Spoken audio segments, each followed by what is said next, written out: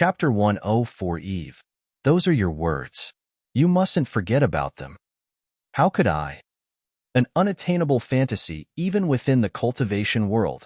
Love everlasting eluded many dreamers. Though their lifespans outpaced mortals by enormous margins, though their youths could stretch across centuries and even millennia, ultimately all feelings waned, dragging alongside them crumbling pledges. In the same fashion, although this partnership of equals forever bound them, it held no weight on their hearts. If the bound remained, but the feelings withered, what was the point? However, Ileana could sense that Conrad's emotions for her weren't love. Appreciation, trust, care, desire, passion, possessiveness, all shone within his eyes. All except love. Perhaps because of that, he could remain consistent across the countless years to come. But for that very same reason, she would never hear the three magic words. The thought pricked her heart. She lowered her gaze, leaning against his chest with her arms wrapped around his back and breathing in his scent. It soothed her mind, dispelled her hidden worries, and allowed her to relish in the instant of their entangled bodies. If Conrad was aware of her inner thoughts, he let nothing transpire on his face, gently stroking her hairs while their warm bodies remained pressed onto one another. Then they parted. One after another, the slumbering ladies awakened, and Conrad sent the cracked trio back to the outside world. They were on the eve of the wedding with the preparations complete. Although they started on such short notice, with the vast resources at Housecraft's disposal, organizing a lavish celebration was entirely doable. Conrad checked on Holger and Kalaman to make sure they both were ready, then returned to cultivation. A quick assessment made him realize that while unlocking the first God Meridian took him 3 hours, the second one would at least take 15. Between now and the wedding's start, he barely had enough time. Meanwhile, he could also not neglect his spiritual cultivation. To reach the first step transcendent priest rank, he first needed to expand his soul force to a certain threshold, then condense a transcendent avatar. Clearly, to assiduously cultivate both the martial and the spiritual path to the pinnacle would take a monstrous amount of time, even for him. Therefore, it was time to take shortcuts. Conrad stepped into the system to check his EXP count, and was pleased to see that following the previous orgy cultivation session, it leaped to more than 298 million EXP. How do you wish to proceed? The system asked while Conrad browsed through the various tools available. Although the digit is charming, the reality is brutal. After I exchange the 150 million EXP for the Holy Elemental Baptism recipe, I will only have 148 million left for my personal use. Then, I still have to collect the ingredients. Low-grade soul expansion pills cost 2,500,000, mid-grade 5 million, and high-grade 7 million EXP. Fortunately, I got quite a considerable number of them from the Inquisition department. I can save some EXP on that end. The Church, after all, specialized in spiritual cultivation. Its resources in that area were simply unimaginable. Then we have the meridian problem. Pills helpful in the condensation of supreme meridians are most likely inexistent within the Holy Flame Empire, so I can only buy them. However, Conrad didn't even bother checking the EXP requirement. Just by looking at the category those pills were standing in, he gave up all hopes of purchasing some in the near future. As for defying fate and increasing his quantity of God Meridians, do you have a way to help me increase my quantity of God Meridians or transform some of my natal and concealed Meridians into God-level ones? All things I can offer you are restricted to the divine rank. When we go beyond that level, I can no longer help you. Even if there were another way, it would be beyond the scope of my abilities. At least for now, I can't help you. Since even Supreme Meridian Condensing Pills stood in the list of divine rank items, Conrad already expected that the system couldn't help him. However, something still bothered him. What's the difference between the divine rank and godhood? The divine rank is the ladder to godhood. Those at that rank are referred to as sages and are the true masters of this world.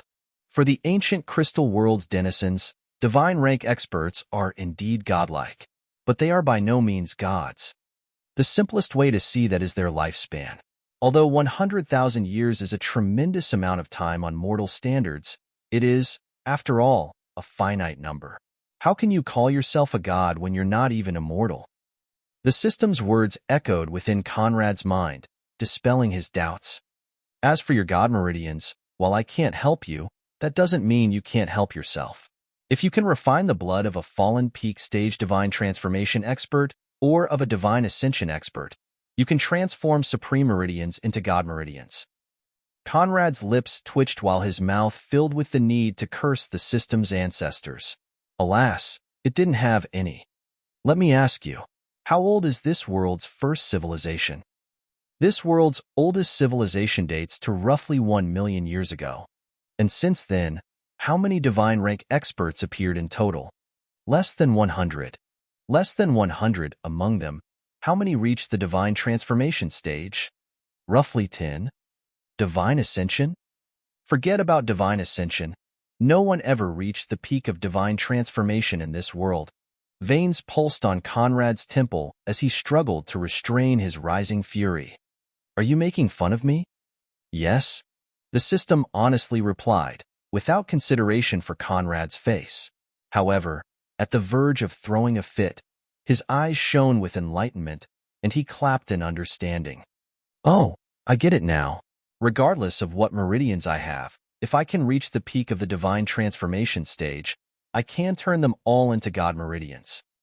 Finally, however, do remember that without a supreme foundation, you will never reach that level. Therefore, you should work hard. Still, I hope you won't lose yourself in dreams of grandeur. Condensing 90 supreme meridians on top of the 18 god meridians you already possess is unlikely. Keep in mind that someone who can condense 27 supreme meridians can aspire to godhood. Gods with 108 god meridians are few and far between. Conrad's face contorted into a frown. Why do you know so much? Aren't you just a glorified robot? It almost sounds like you come from the higher realms. Imprinted memories?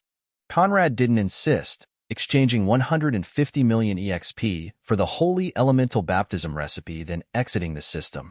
While it definitely wasn't cheap, by the time he obtained the ingredients, he could freely upgrade his lady's talent and physiques without having to rely on system EXP. In the long run, that decision would save him a lot. Afterward, Conrad swallowed a low-grade soul expansion pill and began the refining process. His soul power increased substantially, and although he still wasn't at the transcendent rank, another half step had been taken. He then refined another 2, causing his soul power to expand until it seemed to reach a barrier.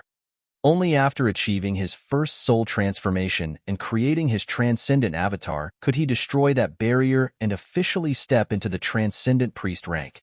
He spent the remainder of the night solidifying his cultivation, until dawn announced itself, marking the beginning of the wedding day. Chapter 105: The Wedding Begins. Although dawn barely showed itself, the cracked mansion had already risen. No, rather than risen, it was more accurate to say that it had not slept. While the preparations were complete, they still needed to pay attention to every single detail, from food to seat assignments, to make sure no blunder would occur. The leading cracked servants moved about, guiding their subordinates through various tasks and preparing to receive the guest. Them aside, even the main cracked kinsman failed to find sleep.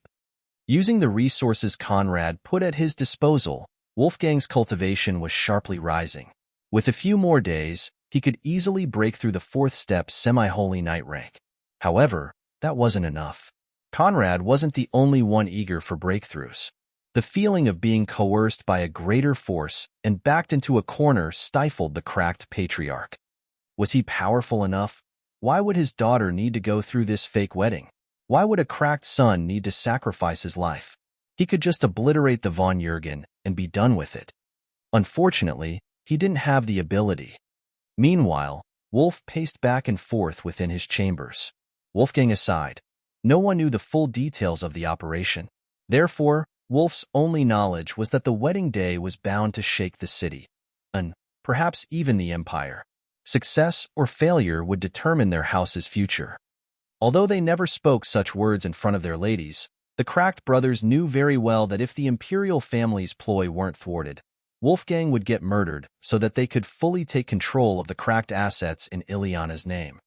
Such were the empire's politics. Daphne, Zamira, and Ileana were currently standing within the latter's chambers. Although they were still several hours away from the wedding time, Daphne dutifully combed Ileana's hairs while Zamira oversaw the process from the side. As a former barbarian chieftain, the cracked matron was never particularly fond of such things. However, for the sake of blending in, she had to learn. And for the sake of her daughter, she would supervise and make sure nothing went wrong. The men might think that this was nothing more than a sham, but as far as Ileana was concerned, Zamira firmly believed that she was taking the ceremony with absolute seriousness. Whether she would have another such a ceremony in the future was a total unknown. Therefore, she should relish in it while she still could. Although the church didn't intervene in weddings, they followed its customs. The celestial realm's wedding customs. A pearl white gown hanged by Ileana's side. As if animated by heavenly forces, it shimmered and dazzled the eyes. This enchanted robe was the standard wedding dress within the holy continent. As she stared at it from the right corner of her eyes, trepidations overtook Ileana's heart. Trepidations Daphne felt. Why are you getting nervous? That dress is yours, just like the day is yours. Daphne reassured, feeling Ileana's anxiety. But after all, this isn't really. It doesn't matter. As long as you walk down the aisle by his side, all else is unimportant. Bitterness and self-depreciation intertwined within Daphne's voice as she spoke. At the end of the day, the status of imperial consort still hanged above her head, and therefore, as long as the holy emperor breathed, even a false wedding was out of her reach. She may not care about status and conformity, but at the end of the day, even she could picture herself in that radiant gown by the side of the man that made her heart tremble. Experience allowed Zamira to spot the small details within Daphne's face and reconstruct her thoughts. However, she didn't comment, allowing the two to carry on. If she held any peculiar thought, she showed nothing of it. Then again, she rarely did. Knock, knock, knock. The knocking sounds pulled Conrad out of his meditation, lifting his eyes toward the door behind which a nervous servant awaited. What's the matter? Young lord, it's time to prepare. Time had flown by faster than Conrad expected. While he focused on cultivation, the sun had reached its zenith, dazzling the cracked mansion. Very well, I'm on my way, Conrad replied, stood up, and stepped out of his room. The servant girl led him to another room where Wolfgang awaited with a resplendent white robe by his side, and two servants ready to help Conrad don it. The church does love its artifices, Conrad commented upon seeing the over-the-top white robe, shaking his head in disapproval. That disapproval caused Wolfgang's lips to curl into a smile. While it's a bit excessive, it's the custom. For the sake of success, please bear with it. Also, you still must sign your marriage contract. Conrad sighed and walked toward his fate. While the groom and bride's last preparations carried on, one after the other, noble guests joined house-cracked celebration. There was still more than an hour before the ceremony would officially start. However, dozens of nobles had already filled the seats of the wedding venue. Most of them came from Briefadel houses, low nobility eager to build connections. Lords and barons composed the bulk of the guests. Besides them, there were also a few viscounts and a scant few counts. However, neither margrave nor dukes were present. The wedding venue was large enough to host hundreds. There would never be enough people. At the wedding officiant's right was a door leading straight to the nuptial chambers. The couple would go past that door once the ceremony ended to consummate the wedding. The seated guests exchanged greetings, jokes, and thoughts while awaiting the arrival of the future couple. Custom demanded that the elders would come in first and stand beside the officiants. Then the bride and groom were led in by a group of maids who stopped at the marriage hall's entrance and allowed to stride toward their new fate side by side. The ceremony begins. The officiant announced upon receiving the news, causing the guests to instantly turn silent. Two sets of people then walked in, Wolfgang and Zamira on the left, and Anselm Crack's two closest relatives on the right. Since his parents were long gone, they could only find substitutes. The four walked down the aisle, taking their respective spots at the left and right of the officiant. Shortly afterward, a procession of maids in sky blue dresses laid the bride and groom in. They were not allowed to exchange glances and words, but that never stopped mental messages. "Ready?" Conrad asked as they stopped before the aisle with dozens of unfamiliar eyes staring at them. "I was born ready." Chapter 106. Before all witnesses. The guests stared mesmerized at the pair. Though tall and handsome, it wasn't the man that attracted their attention. Instead, it was the woman, the emerald-haired and green-eyed beauty whose entire body dazzled in that enchanted, long white gown. If in ordinary days, Ileana was already hard to resist, then with that enchanted robe turning her into a heavenly light beacon, she became irresistible. A goddess straight out of a wonderland. At her side, under the guise of Anselm, Conrad paled. But that didn't matter, the jealous and greedy eyes furtively daggering him only to reaffirm his pride. Because she was his, and no one, nothing, could ever change that. In tandem, they stepped forward, taking one steady step after the other as they walked down the aisle, awing guests and relatives. Soon, they reached the aisle end where officiant and elders awaited them. "Friends and relatives, welcome. We stand here today to bear witness to the union of these two souls and support them on the road of holy matrimony. However, with just the few of us, how could it ever be enough?" Anselm, Ileana stepped forward. Synchronous, the two stepped forward. The heaven above, the earth below, the deceased ancestors, the living elders, friends, and peers across all generations. Those are your witnesses. All will remember this day. Remember your pledges. And should you break them, all shall scorn you for eternity. The officiant proclaimed as per custom.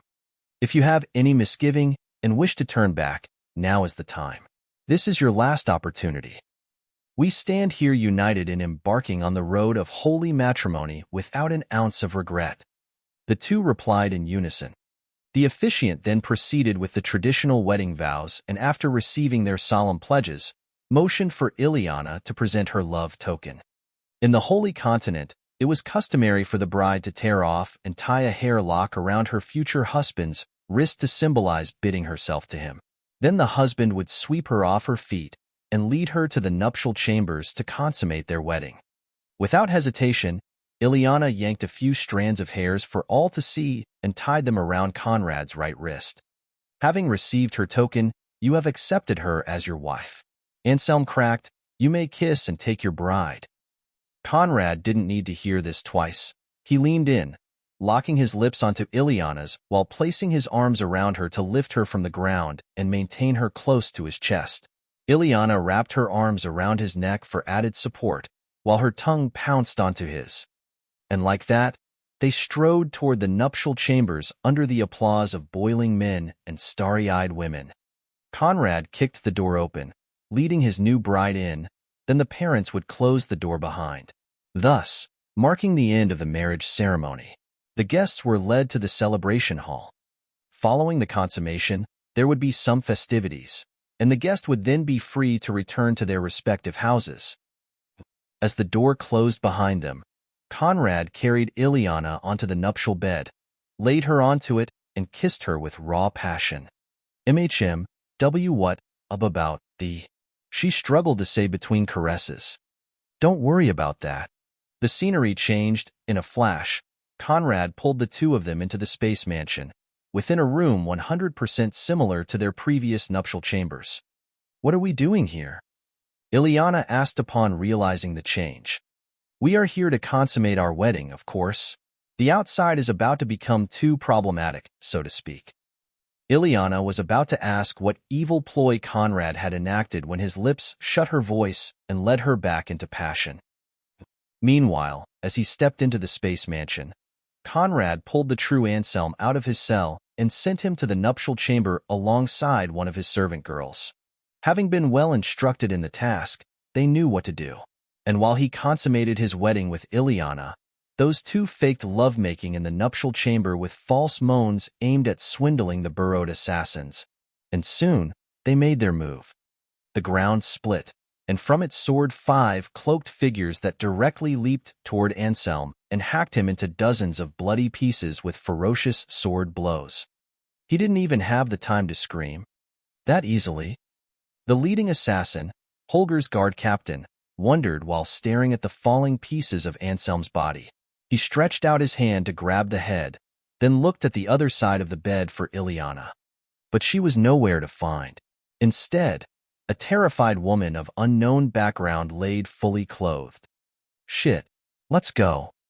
In a flash, the guard captain understood the ploy, but it was far too late. Wolfgang barged in, casually throwing 5 palm strikes that exploded 4 of the assassin's head and sent Holger's guard captain flying against the wall with all his internal organs ruptured. Blood gushed from all his orifices as his limp body slid onto the ground. With his last breath of life, he glowered toward Wolfgang with eyes full of unwillingness. This was the trap? We were the ones that helped you conceal yourselves. The ones that coordinated with the 5th Prince and House Schlesinger for the assassination. How could it not be a trap? Wolfgang threw another palm, knocking the Paragon's spirit guard unconscious. As consciousness left him, his heart full of grievances, not because of the debacle, but because he understood he'd been tricked by none other than Holger, to whom he'd given decades of loyal service. Meanwhile, Conrad had left Ileana within the space mansion and returned to the chambers. Using his transformation skills, he then assumed the shape of Ileana. "Dad, are you ready for the year's #1 play?" "Please don't call me like that," Wolfgang replied, full of discomfort. Conrad heartily laughed, while pasting the blood of the deceased Anselm on his face, then waved toward his head. Anselm's soul condensed above Conrad's hand, and he forced it into Holger's guard captain's body, helping it overwhelm his feeble soul and take possession of the body. Now, it's time to scream. Wargewerg, Anselm knew. Ileana's heartrending roar shook the entire cracked mansion, alarming both relatives and guests. Chapter 107, Lamb vs. Tiger. Meanwhile, within the Imperial Palace, Elmar was dutifully reviewing petitions when an ominous feeling squeezed his heart, making his chest palpitate with worries. What kind of premonition is this? He wasn't given time to think more before Holger barged in unannounced with a trembling body and eyes full of fright. He stumbled toward Elmar, falling on his knees. What is the meaning of this? Elmar barked upon seeing his disheveled little brother. Droplets of sweat trickled on Holger's forehead as he struggled to muster his strength and regain his composure. Elder brother, bad? Speak? My guard captain. I received news that my guard captain left for Housecracked on my order. What? That simple sentence was enough for Elmar to understand they were getting thrown into a foul ploy. Elder brother, please save me. Elmar staggered, but quickly regained his composure. Go inform father with the same ardor you've just shown me, and we might be able to come out of this without too much damage. Hopefully, it is not too late. Elmar turned into a beam of light and flew toward Housecracked, leaving behind a dejected, crumbling Holger. Elder brother, sorry? Holger mumbled while stepping toward his father, the Holy Emperor's palace. Alarmed by the scream, guests and relatives and servants rushed toward the nuptial chambers by the dozens. What the hell is going on? Did something happen inside? Similar words echoed within all their minds. Before anyone could barge in, a dejected Wolfgang stepped out, dragging alongside him Ileana, who thrashed and wailed, screaming Anselm's name. Elder brother, what is the meaning of this? Wolf asked, blocking Wolfgang's path.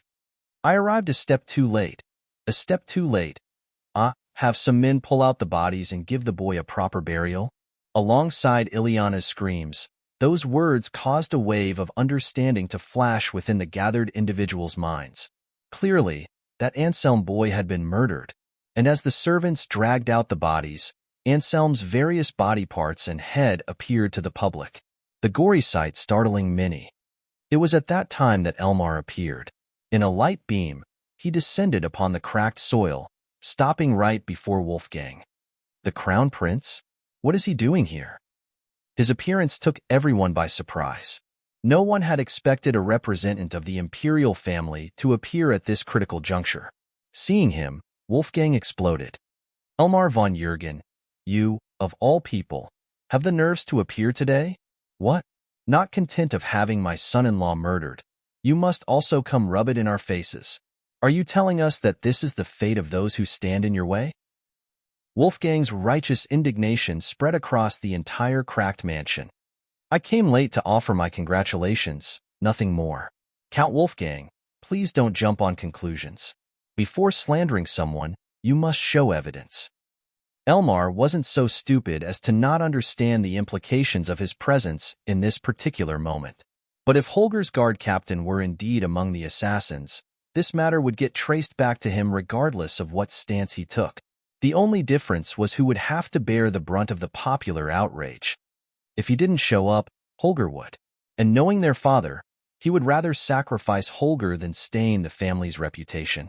If he did show up, then all fingers would fall upon him, the big player, while Holger's involvement would no longer look that important. Holger had always been Elmar's only loyal and trusted brother. They were born of the same mother. He could not forsake him to save his neck. Conrad counted on that. Evidence? Evidence? Bring them out.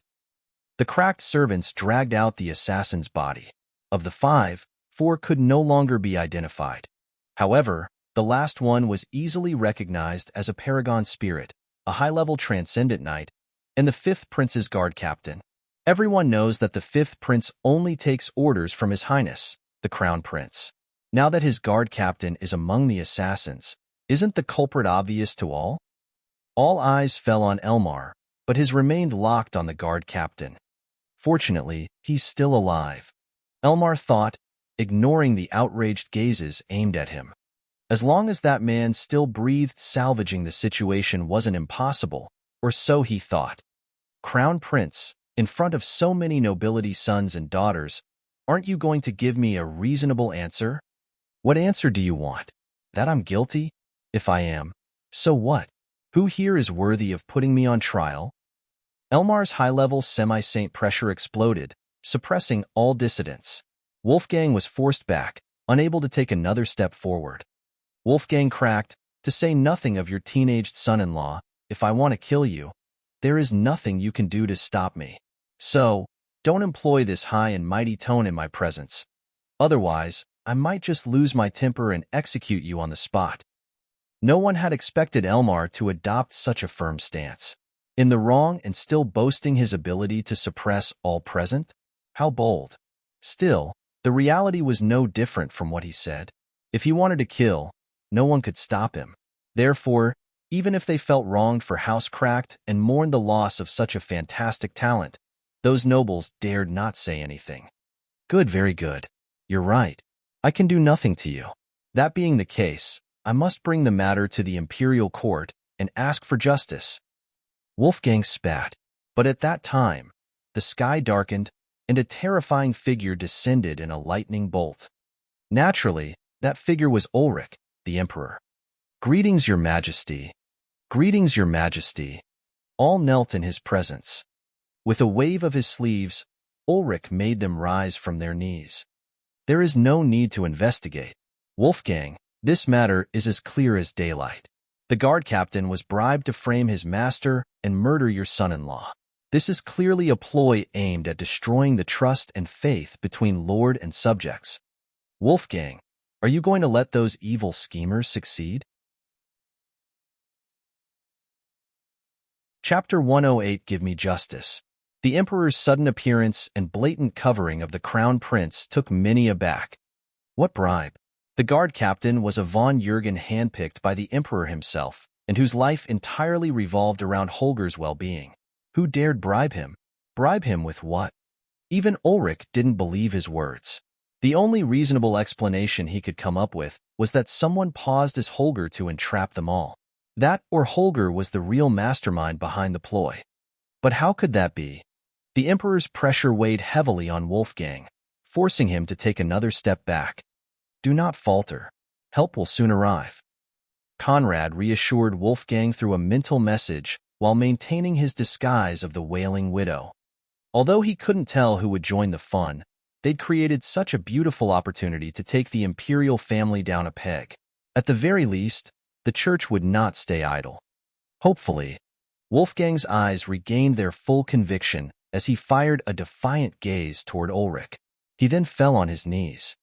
Your Majesty, all my life I've toiled for the Empire, for the imperial family's glory.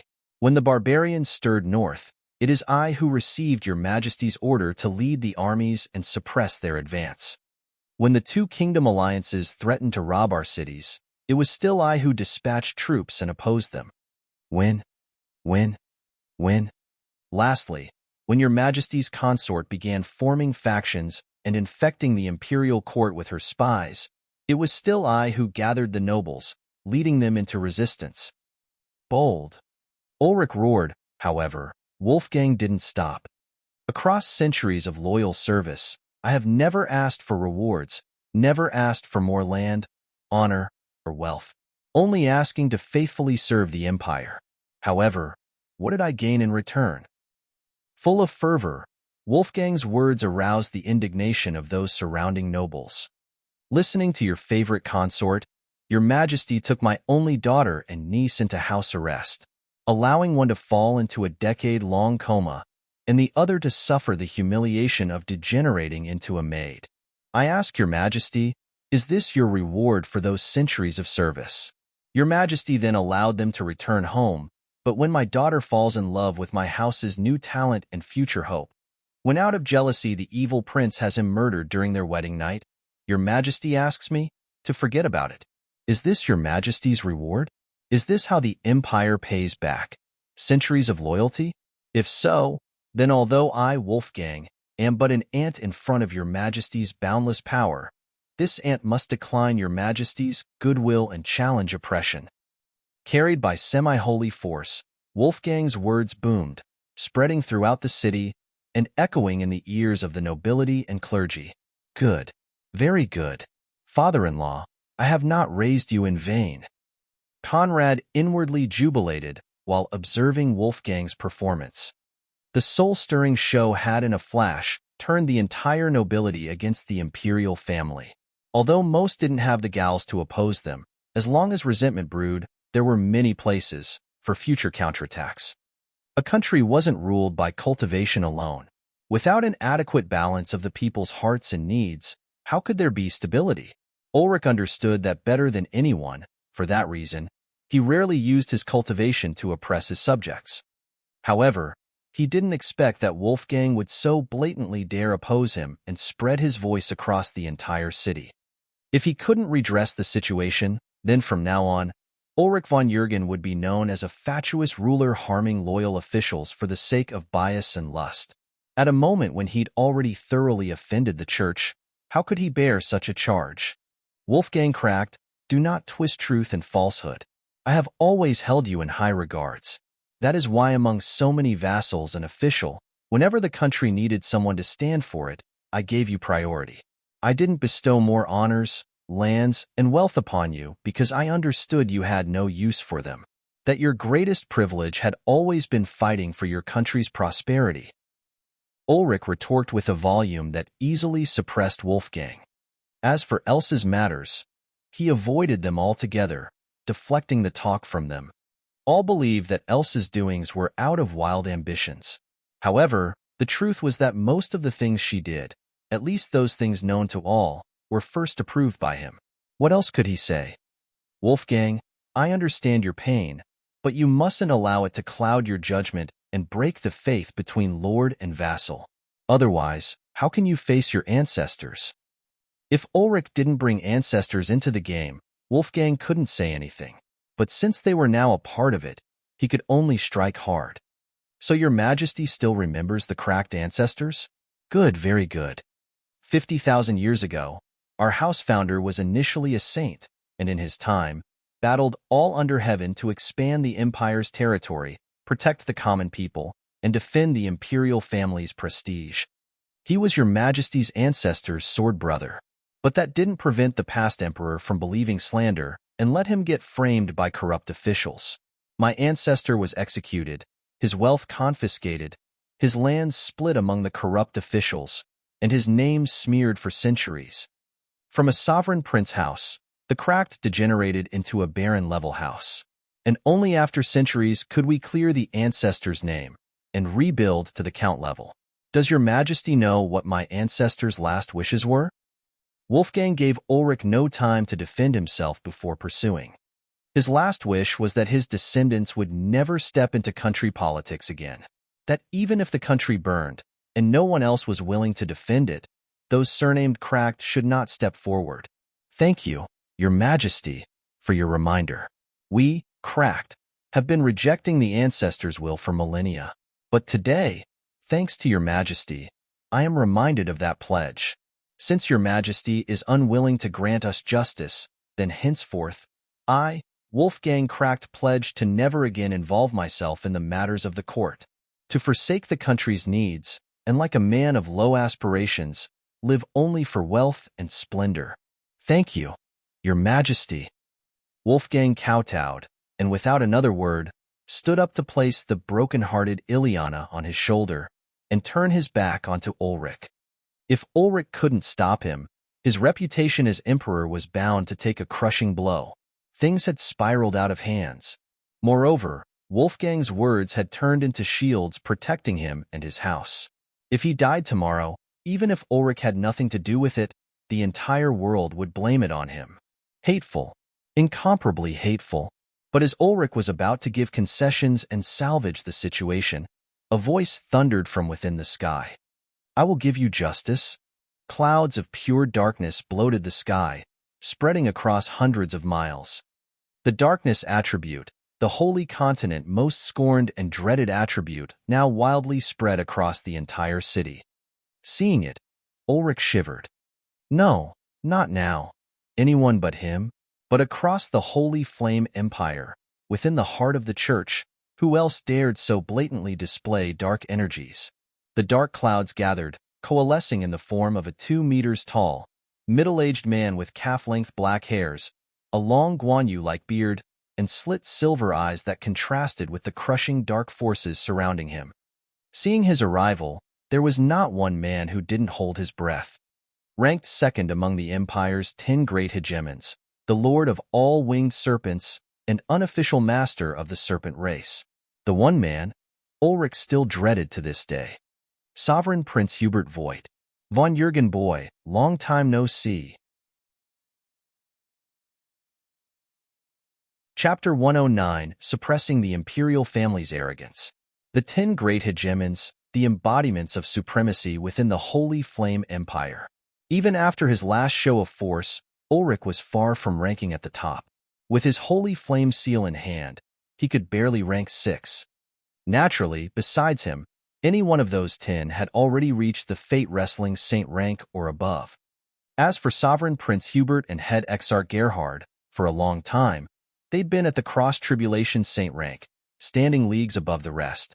Ironically, it was because of Hubert's unfathomable cultivation that Gerhard didn't dare go all out with the imperial family.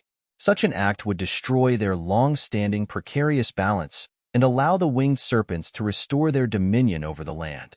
Hubert had always disliked the imperial capital and often remained in his domain.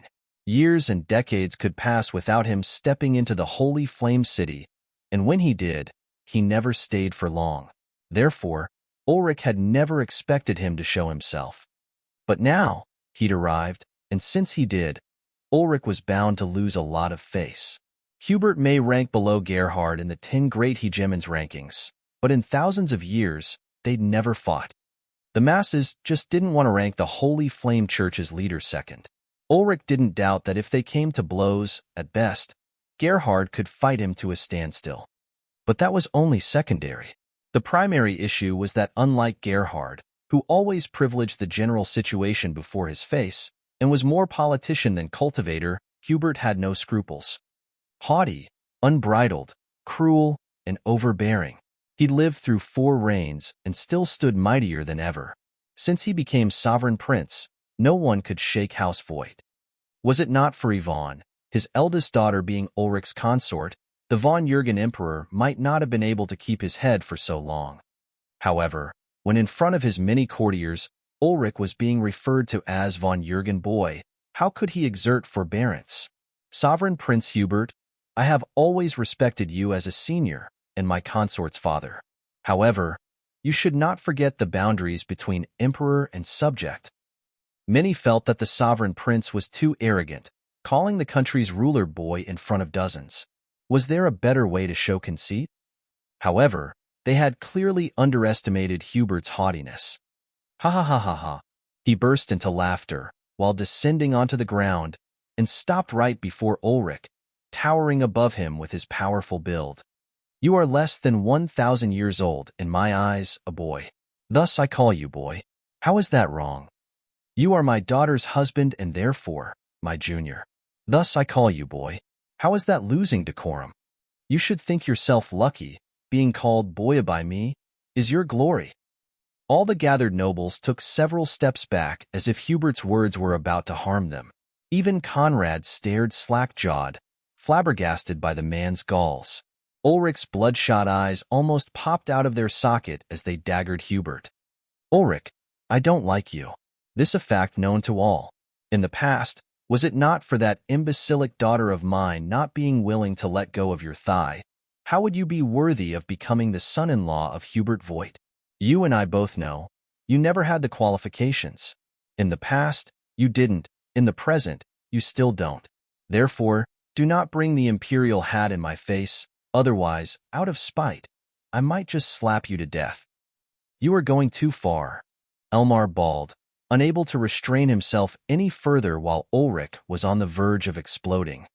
Oh! Hubert shifted his attention onto Elmar, who boiled with rage. So what if I am? I could kill you here and now, and no one could stop me. Even that old fossil hiding in the imperial palace must treat me with courtesy, to say nothing of you. Within your entire imperial family, only he can meet me as an equal. But how long does he still have to live? In 1,000 years, he will be ashes and dust, but in 1,000 years I will still be this country's summit. Therefore, von Jürgen boy, never forget. You may be the emperor, but as long as I breathe, you will never rule supreme. Immense pressure exploded from Hubert's form, forcing Ulrich back and sending Elmar flying against the ground while his words spread throughout the entire Holy Flame City, reaching the ears of all its intended targets. This was a statement, to the von Jürgen and to the Church, that the Serpent Lord had returned to suppress their arrogance and defend his clan. Now that our stances have been clarified, let's discuss justice, shall we?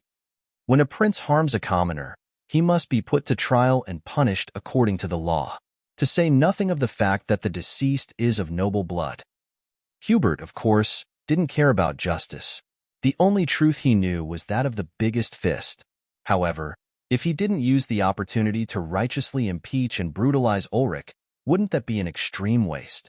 If Hubert was the person Ulrich dreaded the most, then Ulrich was the person Hubert most loathed across the entire Holy Continent. But as long as that unfilial daughter remained by his side, he could not resort to extreme measures. Ulrich also understood that principle. As for Ulrich's fast cultivation improvement, Hubert never put that in his eyes. He made a grasping motion, and the unconscious von Jürgen guard captain flew toward him. Grabbing him by the neck, he hauled him up for all to see and injected his holy force into his body. Quickly, the guard captain awoke, but he barely had enough strength to speak. Damn! Elmar inwardly cursed, knowing that the already terrible situation was about to worsen. Speak! Who ordered the boy's assassination? No one. I did it on my own. Nonsense.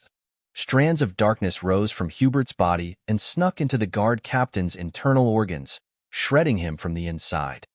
Hubert didn't stop to ask again, silently carrying on with the internal torture for an hour, and letting the captain's ghastly screams fill the cracked mansion. Only when his mind seemed to have surrendered to the pain did Hubert stop. Now I ask again, who ordered the boy's assassination? His Highness, the Fifth Prince. Why? He said. The cracked boy was too outstanding and standing in the way of the Crown Prince's acquisition of the cracked estates. So, for the sake of his brother's future, Anselm had to die. Those words sent the gathered individuals into an uproar. Ulrich shut his eyes and released a deep sigh. It was time to cut a limb to save the body. That being the case, you never received an order from the Crown Prince. Am I correct? Ulrich asked, cutting Hubert's interrogation. I didn't, which means this was orchestrated by the fifth prince alone. Am I correct? I only receive orders from him. The evidence is conclusive. Holger acted alone and is the only one to blame for the current state of things. He will be Yexi. But as Ulrich was about to pronounce the sentence, Elmar's voice thundered. No, I am the mastermind. All eyes fell on him, and in a flash, Ulrich seized his neck. Bastard! What are you talking about? Hubert waved his hand, using the pressure of his holy force to free Elmar from Ulrich's grasp and pull him toward him. Interesting. Explain yourself. This was the critical moment. It would be a lie to say Conrad had predicted every single thing that went on, but what he was certain of was that if push came to shoves, the Emperor would sacrifice Holger to preserve Elmar's position. And at that time, the eldest prince would be forced to show his true self. Since things had reached this point, Elmar would never allow Holger to die in vain, especially since in his mind, his brother had been set up by someone else. Holger is calm and reserved, only doing things I instruct him to. Whatever he did, he received the order from me. I am the real mastermind, worried about the rise of a new talent, and eager to swallow house crack to expend my forces. I resorted to murder. I am willing to pay reparations, renounce my crown prince title, and never involve myself with the court again. I only hope that your sovereign highness will show leniency and spare our lives. Not one man expected Elmar to go to such lengths for his brother. Not even Ulrich had seen this coming. Bastard, bastard, bastard. Good, very good. Ulrich, that son of yours is a better man than you could ever be. All right, the crown prince demoted to an ordinary prince, the fifth prince demoted to commoner, and his cultivation destroyed. I believe this is a reasonable answer to House Crack's plight. Thank you, your sovereign highness, for your leniency. Elmar kowtowed, but as his forehead fell onto the ground, he inwardly swore that one day he would pay back this slight. As for Conrad, Holger's cultivation was never of importance to him. Only his status mattered. Therefore, this result was worth it. Chapter 110. You can only blame yourself. The sight of his eldest son kowtowing to a vassal pricked Ulrich's chest and trampled his dignity. However, since Elmar had already stepped forward, there was nothing else Ulrich could do. Rage, outrage, but, more importantly, disappointment filled his gaze as he stared at that son of his. Having raised him from the cradle, how could he not know of his disposition? Decades ago, he'd almost jeopardized his position for a woman. Thankfully, Ulrich managed to reverse the situation and bring him back on the right tracks. Since then, Elmar had never disappointed him again, never showing weakness.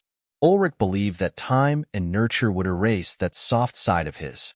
However, he was once again proved wrong. Elmar could be cruel and merciless toward those he possessed no feeling for, but when asked to the same to his loved ones, he didn't have the will. Without that level of ruthlessness, how could he become emperor? In the race for the imperial throne, being the most talented cultivator was never the highest quality. Only heartlessness guaranteed success. At least, that was Ulrich's philosophy. He shook his head, utterly disappointed. At the same time, his hatred for Hubert reached new heights. Hubert's eyes rose from Elmar's to lock on Ulrich's, his overbearing gaze shaming the von Jürgen emperor. What? Dissatisfied? You only have yourself to blame for this day. Hubert began in a mental message. Were your father still alive, a von Jürgen prince would never suffer such a slight. Even I would be forced to act with some restraints. However, thanks to you, thanks to your callousness and greed, he lies 6 feet under. Now even that old fossil will not step up for you. At least, unless your house faces destruction, he will not emerge. All this is thanks to you, the greedy fool. You should have just remained a smooth-talking prince. Hubert's mental message further shamed Ulrich, who had no way to argue. The winged serpent lord was entirely right. 3 centuries ago, Ulrich's father was at the peak of the fate-destroying saint rank, only a step away from the cross-tribulation saint rank. If he still breathed, he would have long since broken through and become able to meet the Voight Patriarch as an equal. However, if he still breathed, Ulrich would also never sit on the imperial throne. And thanks to both his suspected involvement and how he took the throne from its intended heir, his strongest elder still refused to support him. Yet, Ulrich had no regret. For the sake of power and supremacy, all who stood in his way would perish. All those who step on me will never have a good end. Today you may laugh, but regardless of how long it takes, I will surpass you. And when that time comes, I will show you no mercy. Ulrich inwardly pledged while veins popped all across his head. Rest assured that I will personally execute the sentence. Prince Hubert, you no longer have to meddle with this matter. He then pulled Elmar by the collar and vanished in a white haze. Meanwhile, all across the city, many powerhouses eyed the scene from afar. Within the Holy Flame Church, the celestial faction's leaders gathered around the head exarch, Gerhard. Your beatitude, why did you no longer intervene? When Wolfgang's cry of outrage spread throughout the Holy Flame City, the church indeed intended to make its move and use the opportunity to strike back at the imperial family under the banners of piety and righteousness. However, when Hubert's darkness spread, Gerhard stepped back, merely observing the scene from afar. Since Hubert made his move, I naturally can no longer join the fun. Regardless of the reason, the church and the Voight standing side by side to suppress the von Jürgen sends a poor message. In any case, with Hubert present, Ulrich can only suffer. The surrounding exarchs nodded in approval. That emperor is truly unlucky. Who would think that at the critical moment, that despot would return? He definitely wasn't present within the city beforehand. Luck is an element in both success and failure. However, this matter is fishy. According to Hubert's habits, he would not come before several years. I suspect two possibilities. Either someone warned him of what was about to occur, giving a reason to appear at the critical moment, or the Voight are involved in the boy's murder. Perhaps, they were the one who set up the scheme to frame the imperial family. Unbeknown to him, Gerhard was quite close to the truth. Following this matter, the Voight and even the entire serpent race's arrogance is bound to soar. Shouldn't we find an opportunity to suppress them? Gerhard immediately dismissed the idea. No need. The Voight, by themselves, are not a threat. In terms of the number of saints and semi-saints, to say nothing of us, even the imperial family is a step above them. Hubert is the real danger and by himself makes up for that gap. As long as he cannot break through to the star-taming stage, the balance remains. But if he succeeds, both Gerhard, Hubert, and the hidden von Jürgen elder were at the peak of the cross-tribulation saint rank and needed only one step to achieve star connection. Unfortunately, that step was too hard to take. Across the Empire's 100,000 years of history, only one man reached the star-connecting saint rank, the Holy Flame Empire's founding emperor. Afterward, none managed to reach that level. Gerhard knew his situation better than most. Unless he received the help of the Celestial Church's high level, there was no hope for him to break through in a lifetime. He'd reached his limit. As for Hubert, he had no idea. Unfortunately, we failed to groom a useful pawn within House Voight and cannot use the same old trick. A pity. Within House Schlesinger, the Schlesinger Duke's laughter thundered. When all is said and done, we still need father-in-law to handle the situation. Good, very good. By his side, his wife, Kalaman's mother, poured him tea. Father's only redeemable quality is his boundless love for his children. Of course, when I informed him of the ploy, he would come to make it a resounding success. Following Conrad's order, Kalaman used his mother's resources to dispatch assassins and coordinate with Holger, all for the sake of framing Elmar. It wasn't a simple task. When Kalaman came to her claiming that under the guise of patching the two houses' relations, he'd befriended the fifth prince during the competition and was asked for assassins to help in the murder of the worrying Anselm Cracked, the Schlesinger matron was skeptical. It wasn't that she didn't trust her son's words, rather that she distrusted Holger. After all, unless the fifth prince was desperate, how was the friendship of several days enough to entrust such a task to him? Even when at Conrad's direction, Holger made a trip to house Schlesinger within the dark of night, to reaffirm that this was their last chance to patch their relationship with the imperial family and the empire's future ruler. The Schlesinger matron remained skeptical, fearing a trap. However, hatred soon prevailed over reason, leading her to follow Koloman's plan of providing assassins to the fifth prince. According to the Schlesinger matron's script, after slaying Anselm, her assassins would turn against Holger's guard captain and incapacitate him, giving the cracked enough time to catch him red-handed. However, fearing that it wasn't enough, she contacted her father, warning him of what she'd done to force him to show himself if things didn't go as planned and support the ploy, which he masterfully did. As for the assassin's death, it was never part of her plan. Wolfgang believed having only the guard captain remain would raise many doubts and not paint a convincing enough picture. Therefore, he executed them. Chapter 111 Exposed. With the von Jürgen gone, the show had come to an end. Since the celebration had in an instant turned into mourning, the guests gave their condolences, and one after the other left the cracked mansion. Soon, beside the cracked kinsman, only Hubert remained. "Thank you, your sovereign highness, for upholding justice." Wolfgang bowed in reverence. Although within the court, his backer was sovereign Prince Thorwald Kvass, that was just a situation of, the enemy of my enemy is my friend. The Kvass patriarch had been fanning the flames of contradiction between Wolfgang and Else, using him as the vanguard in his clash with the Metz. Wolfgang had very little respect for him. For Hubert, it was different. Calling him the spiritual leader of the serpent nobles wouldn't be an exaggeration. Therefore, Wolfgang owed him a great deal of respect. "Let's discuss in private, shall we?" Hubert replied, taking Wolfgang by surprise. He didn't expect that the Voigt patriarch would still have things to say. However, he couldn't refuse, and carrying the broken-hearted Ileana, led Hubert to his study. "Does your sovereign highness have any instructions?" Hubert didn't answer, first comfortably installing himself within the main seat, before sizing Wolfgang from bottom to top as if to take the full measure of him. "You know, I am not one for petty schemes. I dislike those the most. I rather just take what I want and destroy what I dislike. However, I can understand that in your position, you do not have the same options." Hubert's words took Wolfgang by surprise. However, he quickly recomposed himself. "I don't understand what your highness mean by..." But before Wolfgang could finish, Hubert cut him with a wave of his hand. "No need to pretend any further. Your act was flawless.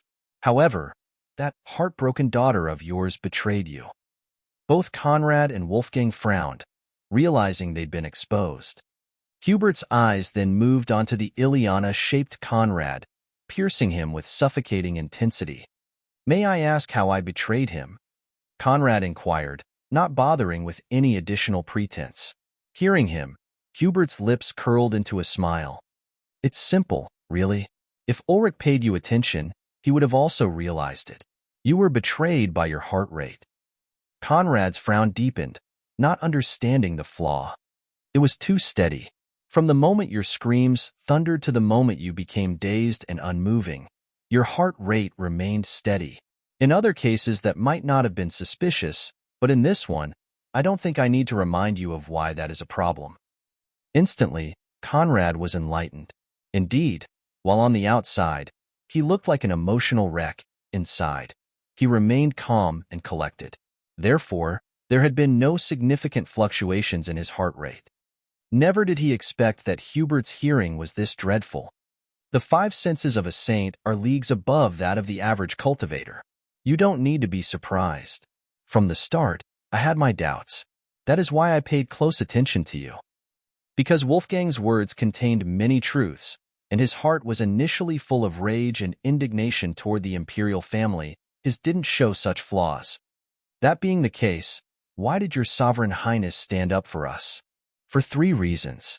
First, in my more than 4,000 years of existence, it is the first time I see someone, not from the church, having the nerves to frame the imperial family. Second, in one way or another, you managed to con my second daughter into helping you, thus putting us on the same boat. Third, and that is probably the most essential part, Hubert paused to flash a roguish grin, giving himself the look of an impish thug. I can never miss an opportunity to take Ulrich down a peg. Conrad firmly agreed with the last part. That being the case, what does your sovereign highness want from us? First, I need to confirm something. Are you the true Anselm? Even with his sane eyesight, Hubert couldn't see through Conrad's disguise. However, he believed Wolfgang would never sacrifice his house's #1 talent for the sake of breaking a few of the imperial family's legs. That, added to the inconsistencies gleaned till now, convinced him that the real Anselm possessed a rare transformation skill allowing to deceive even saints. Perhaps that was how he swindled everyone. Conrad knew that if he insisted on keeping his disguise, Hubert couldn't unravel it. However, there were two core issues. First, he'd been looking for an opportunity to form a business partnership with the Voight Patriarch. Without a certain level of trust, that would never happen. Second, he could fake appearances, but he couldn't fake bloodlines and true forms. Hubert might not be able to see through his disguise, but he could also not see through his bloodline. If he asked him to reveal his true form to dispel his doubts, Conrad would reach an impasse. It was only a moment of hesitation, but that moment was enough for the old monster to see through him. That, or the real Anselm is the fake one, and the fake one the true. From the start, you've been assuming his identity, which makes me wonder, who are you really? Hubert's holy force trapped Conrad from all sides, suppressing any escape attempts. Wolfgang didn't expect that through a few words and glances, the Voight Patriarch would unravel so many of their ploys. However, the perpetual smile on his face prevented Wolfgang from knowing whether he was displeased or just amused. Conrad pulled in a deep breath, dispelling his transformation skill to reassume his true appearance. Oh, not bad at all. Half-step into the transcendent knight and priest ranks at such a young age. I must say that I'm impressed. However, you look human? For such an outstanding human being to appear outside of the barbarian continent was at best fishy. Even if talent was there, who would invest the resources into training a human powerhouse within the heart of the Holy Flame continent? I'm but a palace eunuch. The Empress saw my potential and decided to vigorously train me as her new pawn.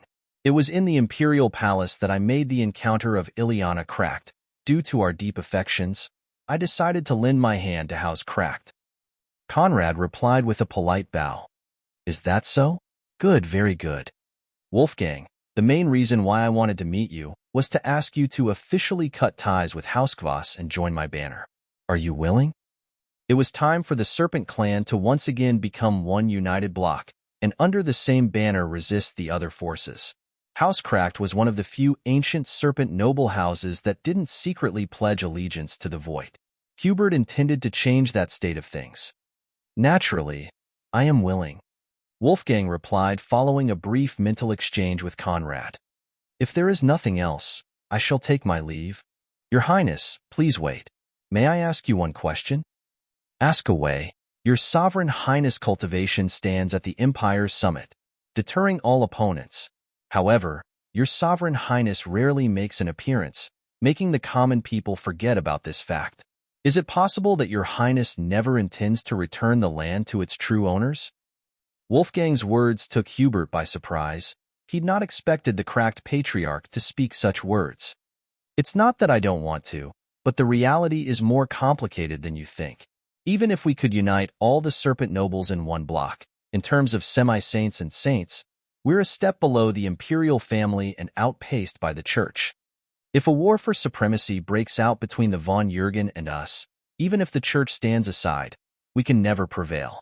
That von Jürgen old fossil only needs to restrain me, while the Kvass join forces with the von Jürgen for our troops to collapse.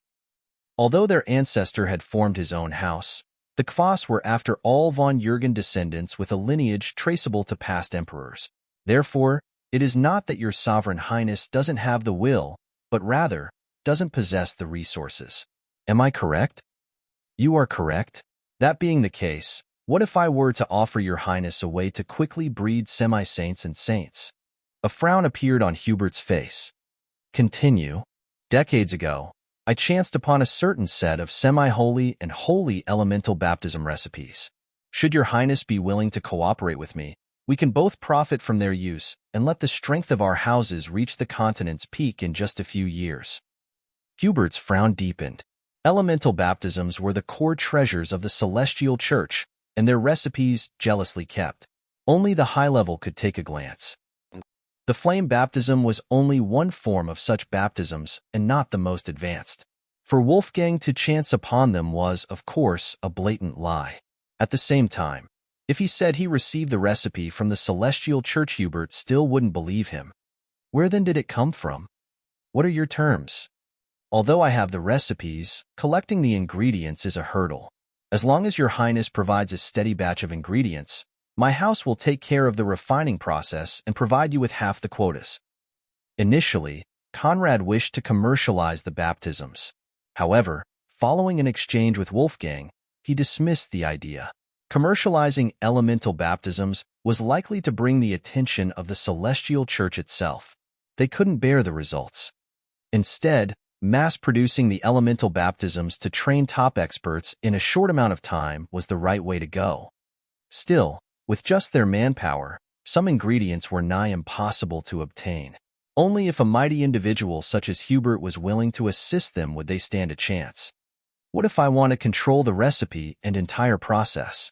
Hubert asked while suppressing Wolfgang with his holy force. Then, I can only commit suicide and carry the secret to my tomb. Hubert observed Wolfgang for a moment of palpable tension before bursting into laughter. I really didn't come here in vain. Wolfgang, I, Sovereign Prince Hubert, agree. Let our houses prosper together. Thank you for your assistance. Hubert's eyes then fell onto Conrad, who had faded in the shadows. What about him?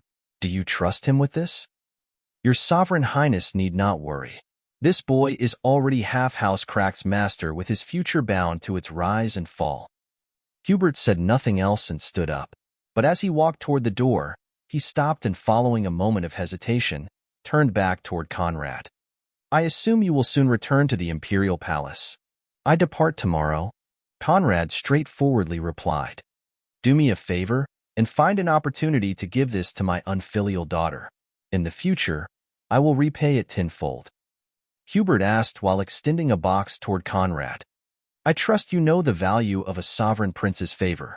The content of this box is of no use to anyone besides her. Farewell. Hubert then vanished in a cloud of darkness, his departure ending the night's events. Chapter 112. Father and son-in-law bonding. Phew. As soon as Hubert departed, both Conrad and Wolfgang staggered and fell on their rears with droplets of sweats trickling down their foreheads. In perfect tandem, they released deep sighs of relief while staring at the door that had remained closed from beginning to end, showing no sign of someone exiting. Close, so close. They exhaled in unison.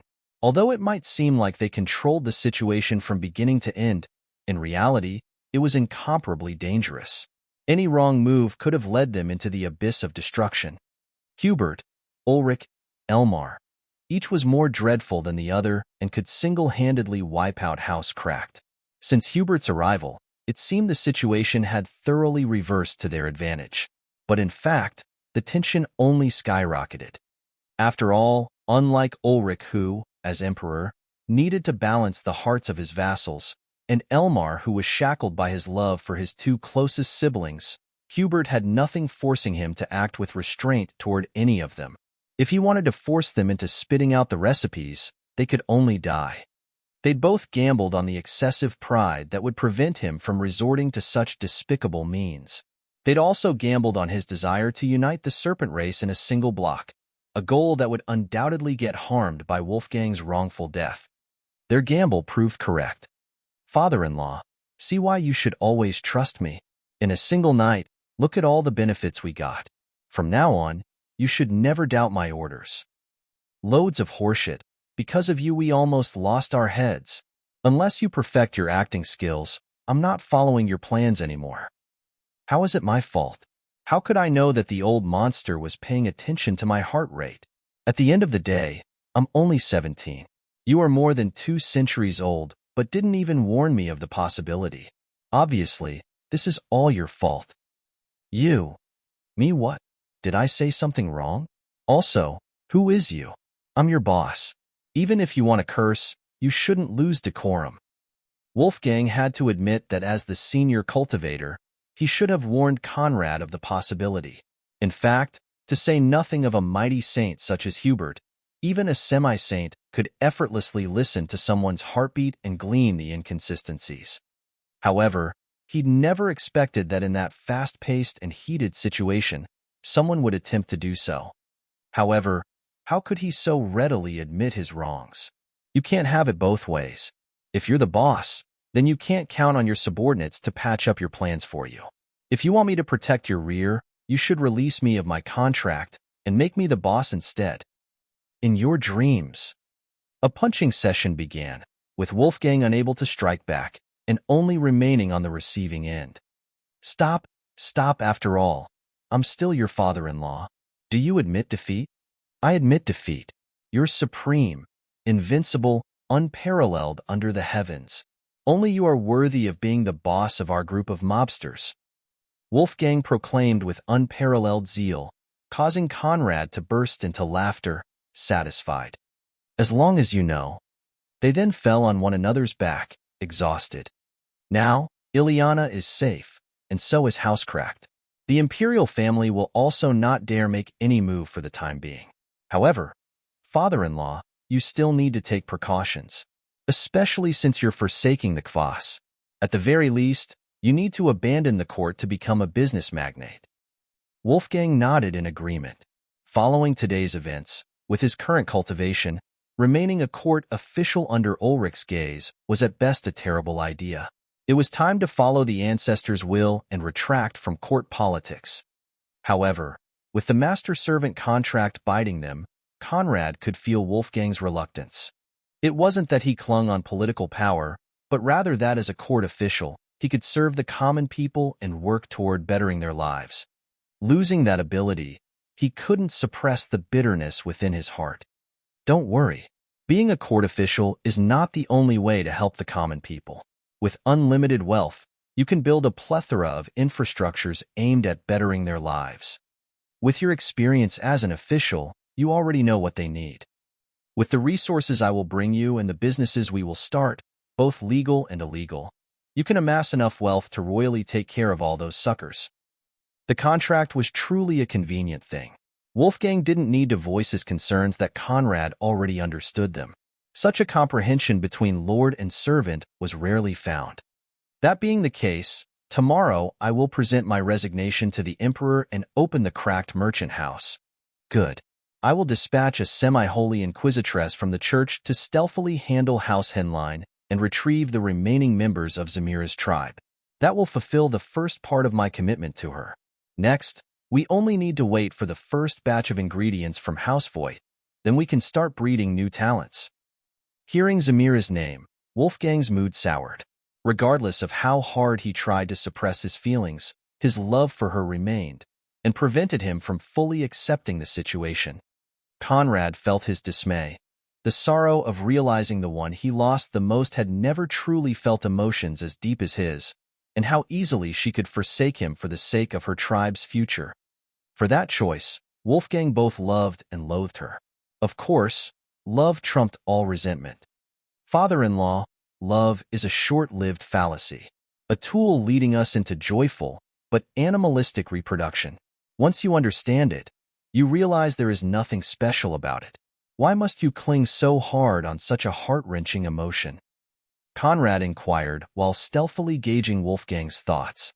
You don't understand. From the first time I saw her, I knew that regardless of who stood in between, only she was worthy of following me on the long road of cultivation. Unfortunately, due to the way we met, it is impossible for us to truly be one. I don't blame you. I only blame myself for not seeing through her rooted thoughts early on. Perhaps if I did, the result would have been different. Perhaps I did, and chose to avoid them. Wolfgang sighed. Conrad didn't probe further. The knot within Wolfgang's heart would take time to untie. It wasn't a problem that could be resolved in a few words. However, I'm curious. You are so young, yet dare say such words. Have you never been in love? Never, Conrad straightforwardly replied. Father-in-law, let me ask you this. You're driving a carriage with your lover by your side. Your mind focused on her and hers on you. What happens? We meet with an accident.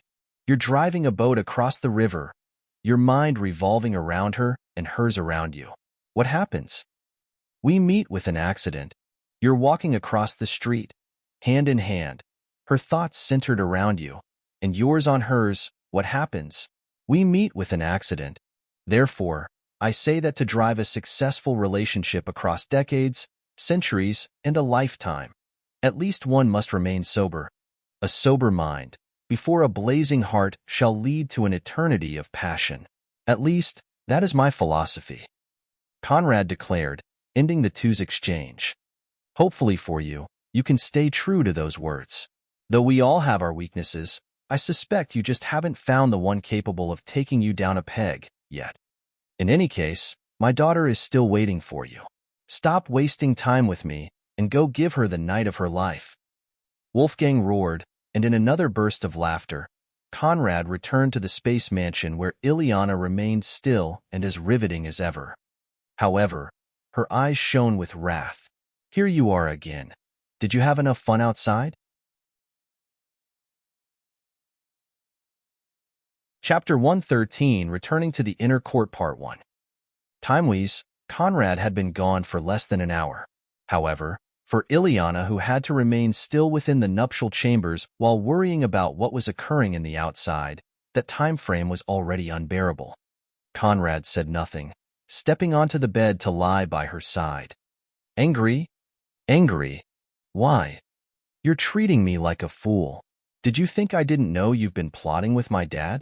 Even if I didn't know the exact nature of your plan, your use of a scapegoat wasn't hard to guess. But instead of being frank with me, you chose to keep me in the dark from beginning to the end. Am I your partner, yes or no? While Ileana's rage exploded, Conrad remained stoic. If I involve you, can you bear the cruelty of my plans? How will you know if you don't try? Good. Then from now on, I swear to never keep you in the dark. If I lie, may heaven. But before he could finish his words, Ileana placed her fingers on his lips while shaking her head in disapproval. You don't believe in heaven? True, then. May hell engulf me and forever torture my soul. He then pushed her hand aside and pressed her onto the bed with an overbearing kiss. Unruly. The night is still young. Beautiful. We have a lot of consummation and dual cultivation to do. They then abandoned one another to a night of soul-stirring passion. Meanwhile, Ulrich had carried Elmar back to the imperial palace and tossed him onto the ground, slap, before smacking him across the cheeks. Useless, foolish, waste. He roared while grabbing Elmar by the neck and hauling him up. Have you forgotten all my teachings? In the imperial family, the thing you should love the least is a brother. Today, Holger may be obedient, but if his cultivation one day catches up to yours, and he possesses the means to meet you as an equal, who's to say he won't threaten your throne? Therefore, you can use him, reward him, show him goodwill and outward trust, but under no circumstance should you forget that he's nothing more than a tool for your rise. Should the need arise, immediately discard him. That is the proper way. Ulrich barked while squeezing Elmar's neck. But you, not content on showing him excessive care, you've also allowed him to become a weakness that others have exploited to strike back at you. How could Ulrich not realize that the ploy was intended to use Holger's life to force Elmar down? The other party had thoroughly analyzed his personality and knew well what choice that heir of his would make at the critical juncture. Not only did he know it, but so did Elmar. However, he had no regret.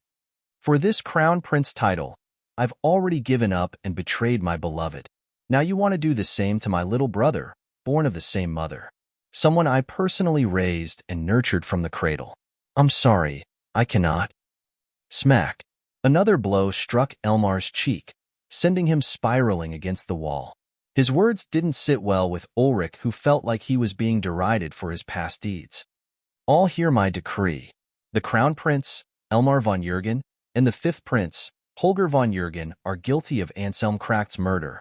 For such a pair of callous wolves to have risen from my children, as father, I am disheartened, and as emperor, I cannot show favoritism. All must be punished for their wrongdoings. The assassin will be executed, Holger's cultivation destroyed and demoted to commoner rank. As for the crown prince, effective immediately, he's demoted to ordinary prince and will be imprisoned in the reflection hall to cultivate virtue alongside his brother.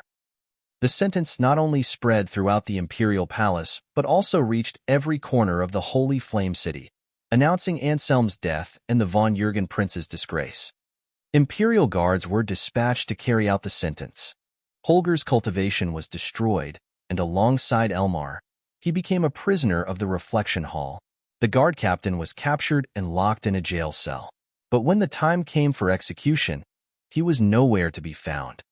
When the news reached him, Ulrich almost spat blood.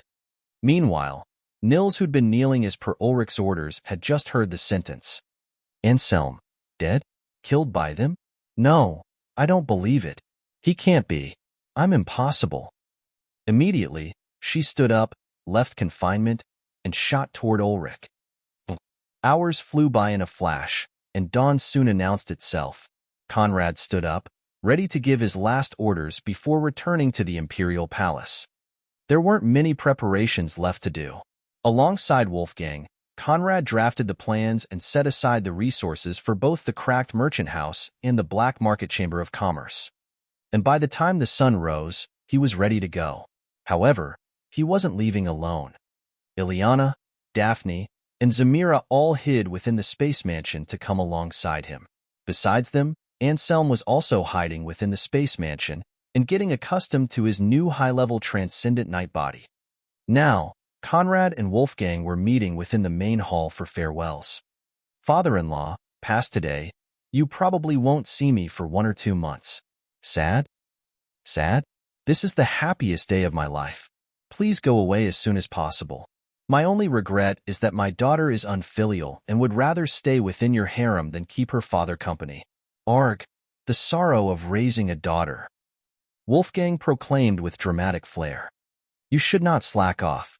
When we meet again, you should at least be a high-level semi-saints. Otherwise, I won't spare you. With that said, Conrad activated his invisibility skill and left for the imperial palace. With the Empress token, he could return in a frank and upright manner. However, he feared people monitoring movements from the Kracht mansion see him exit. Therefore, only when he approached the palace's gates did he dispel his invisibility. He then presented his palace token to the guards and stepped back inside the city like imperial palace, heading straight toward the inner court where the harem resided. Chapter 114, Returning to the Inner Court Part 2. The imperial palace's inner court, a more prominent domain than many small cities, hosting the largest gathering of beauties across the Holy Flame Empire. Returning to this female paradise, it would be a lie to say Conrad wasn't feeling some delight. However, it wasn't time to lose sight of the priorities. The current quest was still clear within his mind. He'd have to not only invest in developing a black market, conquer a noble imperial consort, but also obtain the full support of 2 of the most influent women in the palace. Those were the steps he'd yet to complete, and also the hardest. What do you even mean by full support? A point where they can set their priorities aside to ensure your success? Aren't you making things too difficult for me? The path to becoming a harem god is fraught with dangers. Suck it up. Following the enlightening exchange, Conrad carried on toward the Empress Palace. It wasn't that she was the first person he wanted to see. However, if upon returning to the palace, he didn't first report to her, nothing good awaited. Thanks to the teleportation circles on the way, that outrageously long distance was drastically shortened, and in a matter of a few minutes, Conrad reached the Empress Palace where several eunuchs stood guard. He was currently dressed in his head eunuch clothes, restraining his aura and cultivation base to avoid standing out. Still, with his current physique and stature, not standing out was a challenging task. Thankfully, the large red eunuch hat concealed most of his face. What purpose do you have here? Although Conrad became one of the Empress head eunuchs before his departure, not many were familiar with his face. Therefore, the guards didn't recognize him. However, as soon as he presented his token, their attitude underwent a 180-degree change. "Greetings, sir. The Empress had already prepared us for your arrival. This way, please," the eunuch on the left said, and motioned for Conrad to step inside. Although he also was a head eunuch, with the Empress token in Conrad's hand, he could only lower his stance. Without delay, he opened the door, leading Conrad in, and moving past the courtyard and corridors to bring him to the hall where Verena awaited. Before they could even announce themselves, Verena's voice echoed. "Conrad, you can come in." Conrad didn't stand on ceremonies, pushing open the door and walking in. As it closed behind him, he raised his head to glance at the Empress, who was having her legs and shoulders massaged by several attendants. "You're all dismissed." The attendants by Verena's side curtsied and excused themselves, leaving only the Empress and Conrad within the room. Verena laid on a sofa with her arm bent on a cushion while her cheek rested within her palm. "Conrad, long time no see." "Greetings, Your Majesty." Conrad bowed in greetings. "TSS, TSS, TSS. No need to stand on false pretense. You and I both know that you don't have an ounce of respect for imperial power." Verena teased while standing up and letting her gaze trail all over Conrad's body. With a flick of her palm, his red eunuch hat flew and tumbled onto the ground, and as his face was finally fully exposed, she arched her brow in surprise. "Such an extreme change. You've completely turned into a lethal weapon." Her neutral tone prevented anyone from knowing if she were giving praises, raising her guard, or using sarcasm. However, aware of his body's changes, Conrad leaned on the first option. "Thank you, Your Majesty, for your praises. Don't thank me so soon. We've yet to discuss your little outside deeds. I must say that you got the biggest balls I've seen in centuries." Verena began while rising from the sofa and stepping toward Conrad. "Has Your Majesty seen many balls in the last centuries?" "Touché." Verena wasn't offended, circling Conrad like first-class merchandise. "Not only did you disguise yourself as a cracked boy to join the Holy Flame Baptism contest and snatch the quota for Ileana Cracked, but you even went as far as defying the Church's will to cling onto the quota, then faking your own death to frame the Crown Prince, Ulrich's most favored son. That the Empress could reconstruct the events wasn't hard to understand. Unlike others, else and she knew early on that the real Anselm had been replaced by Conrad. You are confident, gutsy, afraid of nothing, and dare do anything. If you want something, you'll take it, and no one should think of snatching it from you. Even when facing greater power, you'd rather fight with all you got than surrender to oppression. But more importantly, you're smart enough to pull off the most ludicrous of plans. At least, you've been until now." Verena stopped behind Conrad, her face leaning past his right shoulder. She held his waist within her left arm while holding his chin within her right fingers and letting her full breasts press his back. "Conrad, I like you even more," she whispered within his ear in a warm, sultry breath that would have caused most men to lose themselves. However, Conrad was no man. He remained stoic, his steady heart rate not experiencing the slight fluctuation toward the Empress' hands-on flirtation. "What does Your Majesty mean by this? What do you think? What if I say I want to eat you whole? To let my tongue trail all across your body and devour you whole?" Though Conrad had not expected the Empress to be this forward, he still didn't lose his composure. "If you dare offer yourself, why would I not dare accept you? You're even worse than I expected." "Good, very good." Verena freed Conrad of her grasp, taking a seat by a nearby table and bringing a still warm cup of tea to her. From that tea, Conrad felt a very peculiar scent that made his entire body feel ill at ease. However, he couldn't identify the content. "Let's discuss proper business. I will give you 3 days to enjoy your return. 3 days during which you will have trivial tasks such as serving me tea and massaging me when I so demand, then can enjoy the rest of your time cultivating and diddling whoever you want to diddle. Meanwhile, I will prepare a position for you within noble imperial consort Yvonne Voigt's palace. I want you to use all the tricks in your book to pull her away from Elsa's camp. The method is inconsequential. Your deadline is the annual banquet between the ladies of the inner court, meaning 3 months. Conrad lifted his gaze from the tea, returning his attention onto the Empress, whose words took him by surprise. Yvonne Void again?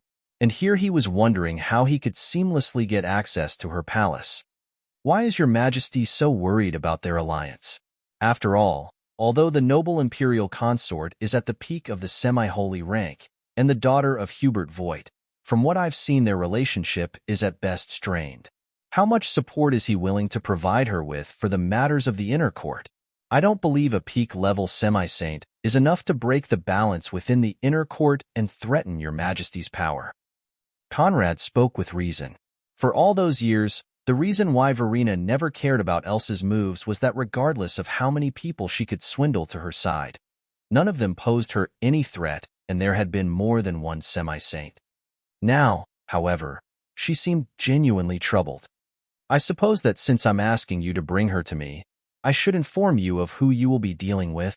Verena set the teacup aside and lifted her gaze to meet Conrad's. True, nowadays, the world only knows her as a ninth-step semi-saint and Hubert Voigt's eldest daughter. However, 3 centuries ago, the ancient crystal world didn't know more exceptional talent. She began cultivating at the age of 3, reached the transcendent rank in the martial and spiritual paths at the age of 15, the semi-holy rank at 20, the holy rank at 50. At the age of 100, she ranked 3rd among the Empire's 10 great hegemons, unparalleled in history.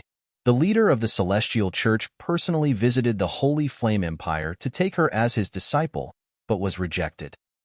As she spoke, Verena's eyes shone with profound admiration. However, that admiration soon turned into scorn. But all that earth-shaking cultivation talent didn't change the fact that ultimately, she was nothing more than a muddle-headed fool.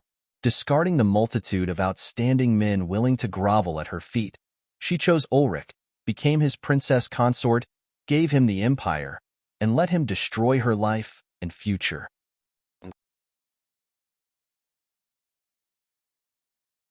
Chapter 115. Not won by.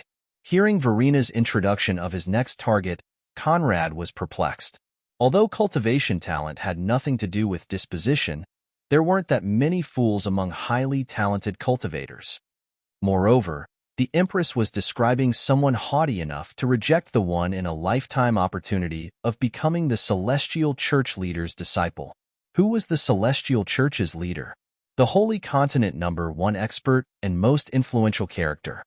Such an individual personally made the trip to receive a serpent noble as his disciple and was rejected. That alone was testimony of how conceited a person that Yvonne was. How could such a person fall for a mere von Jürgen prince? It's not just you. Up to this day, no one understands how Ulrich managed to pull it off. Back then, he was nothing more than a mid-level semi-saint. An almost 600 years old mid-level semi-saint. Although in lesser families, he might have been hailed as a great talent, as an imperial prince, with the resources at his disposal, that was far from being satisfactory.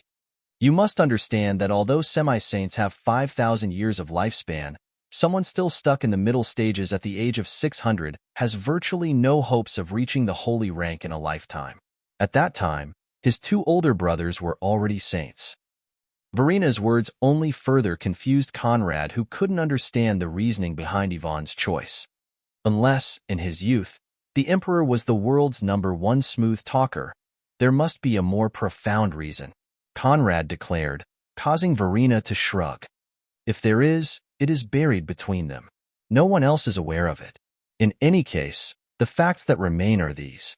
Failing to cross his last tribulation, the previous emperor died. That sudden death took the whole empire by surprise. However, we had a crown prince, the eldest prince, who, like I said before, was already a saint. Following customs, he should have ascended to the throne. Although the previous emperor's sudden death was a crushing blow to imperial power and an unsolved mystery, there should not have been any problem. However, at the critical juncture, Ulrich and Yvonne announced their marriage, shocking the world.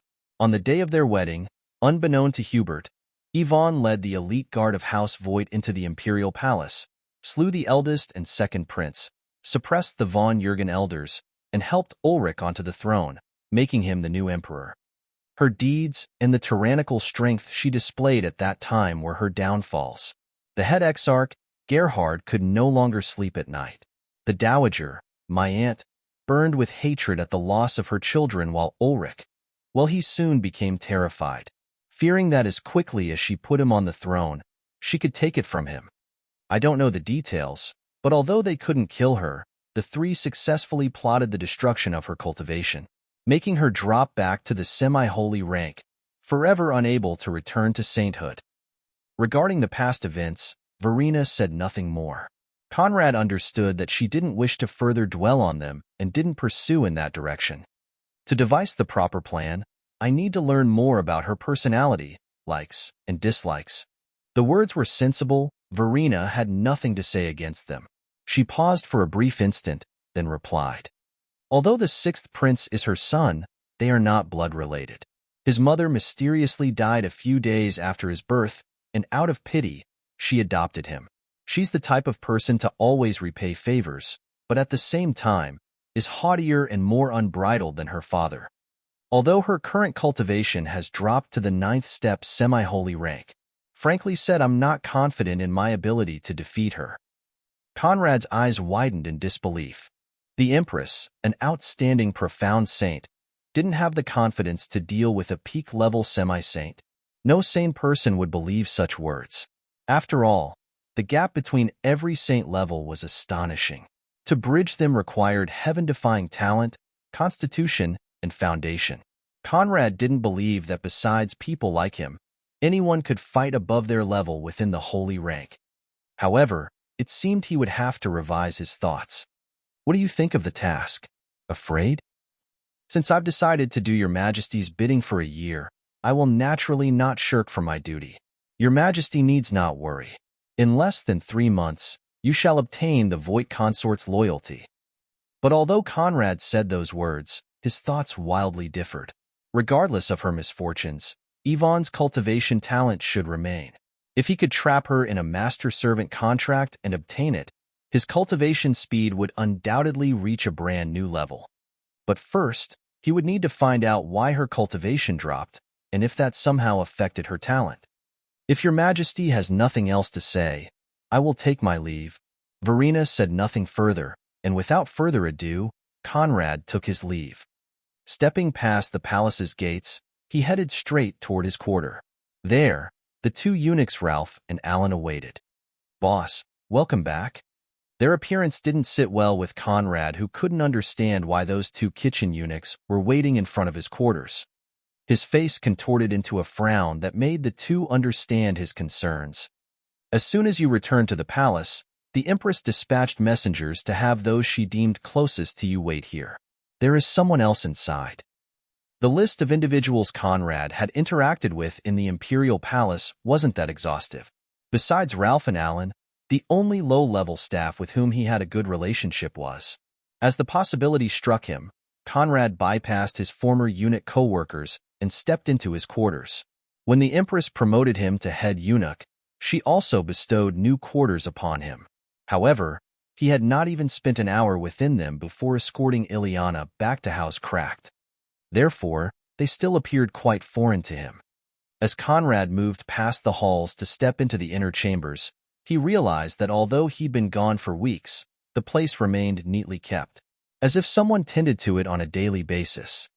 Maybe the Empress assigned a maid to take care of the place in my absence? He inferred as he reached the door leading to the small greeting hall. Without ceremony, he pushed the door open, stepping inside. His eyes fell upon a slender, teenaged woman of mesmerizing beauty, whose looks pointed to human ancestry. However, within her eyes, Conrad clearly felt the hidden demonic energies that revealed her infernal lineage. Long time no see, Jasmine said while adjusting her long jet-black hairs with a wave of her hand. As soon as he stepped in, her eyes had fallen upon Conrad with a piercing intensity he didn't know they possessed. Indeed, Jasmine, have you missed me? Not one bit, she straightforwardly replied with her legs crossed, and her demonic eyes still locked onto his. On her lap rested a blue-eyed cat with pitch-black fur that at first glance looked like a Javanese.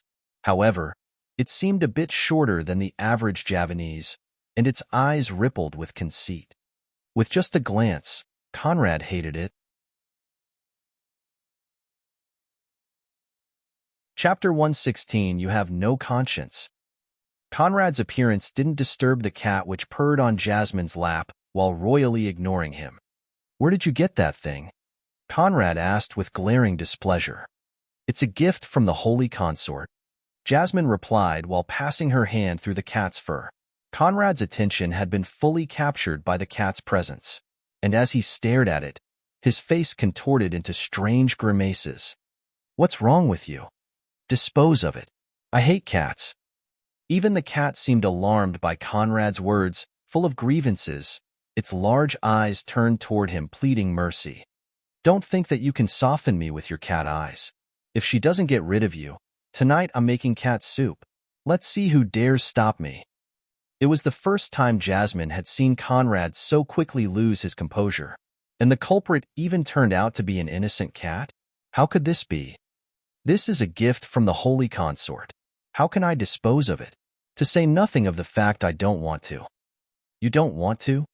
Toward Conrad's fierce tone, Jasmine remained undaunted. "When you were running amok outside, battling for the sake of your beauty, this cat kept me company. Now you say you want me to dispose of it?" As she spoke, Jasmine's tone slowly rose until it finally boomed within the room. "Conrad, you have no conscience. Even if you can't be faithful, at the very least, you shouldn't be this biased. How could you abandon me in this cruel palace to go rampage within the city alongside others? What? Didn't want me to interfere with your orgies?" Jasmine's voice thundered while her eyes blazed with wrath. Conrad was well aware of his negligence. However, it was really beyond his ability to control. After all, when he initially escorted Ileana back to her family, he never expected to be gone for more than a few days. Only when he discussed marriage with Wolfgang did the knowledge of the Holy Flame baptism contest reach him. But by then, it was already too late. Conrad's face underwent a 180-degree change. He sat by Jasmine's side, shoving the abject cat away from her lap and pulling her by the shoulders. "Meow."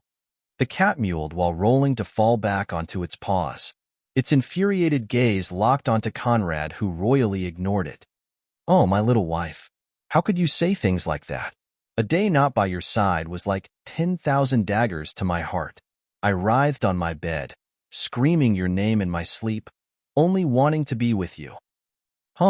Continue. "In those moments of desperation, when gloom and peril surrounded me by all sides, it is your name that gave me the strength to keep pressing onward," Conrad theatrically declared while massaging Jasmine's shoulders. "Well said, continue. Continue with what? Did you not have enough?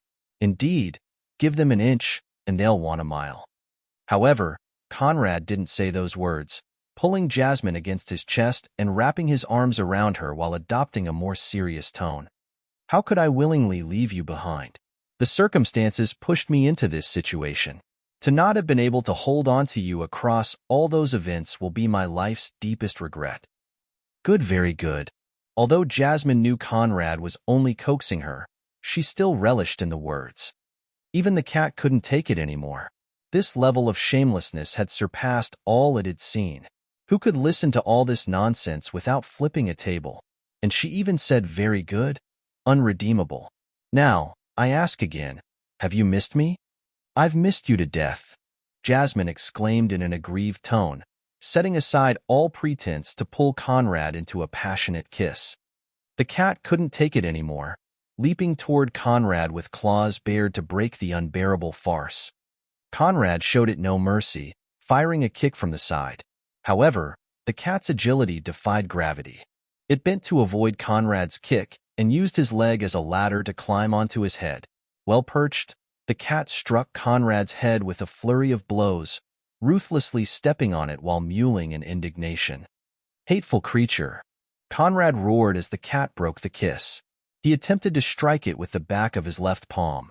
However, it masterfully avoided the blow, and with unparalleled dexterity, perched itself back on his head.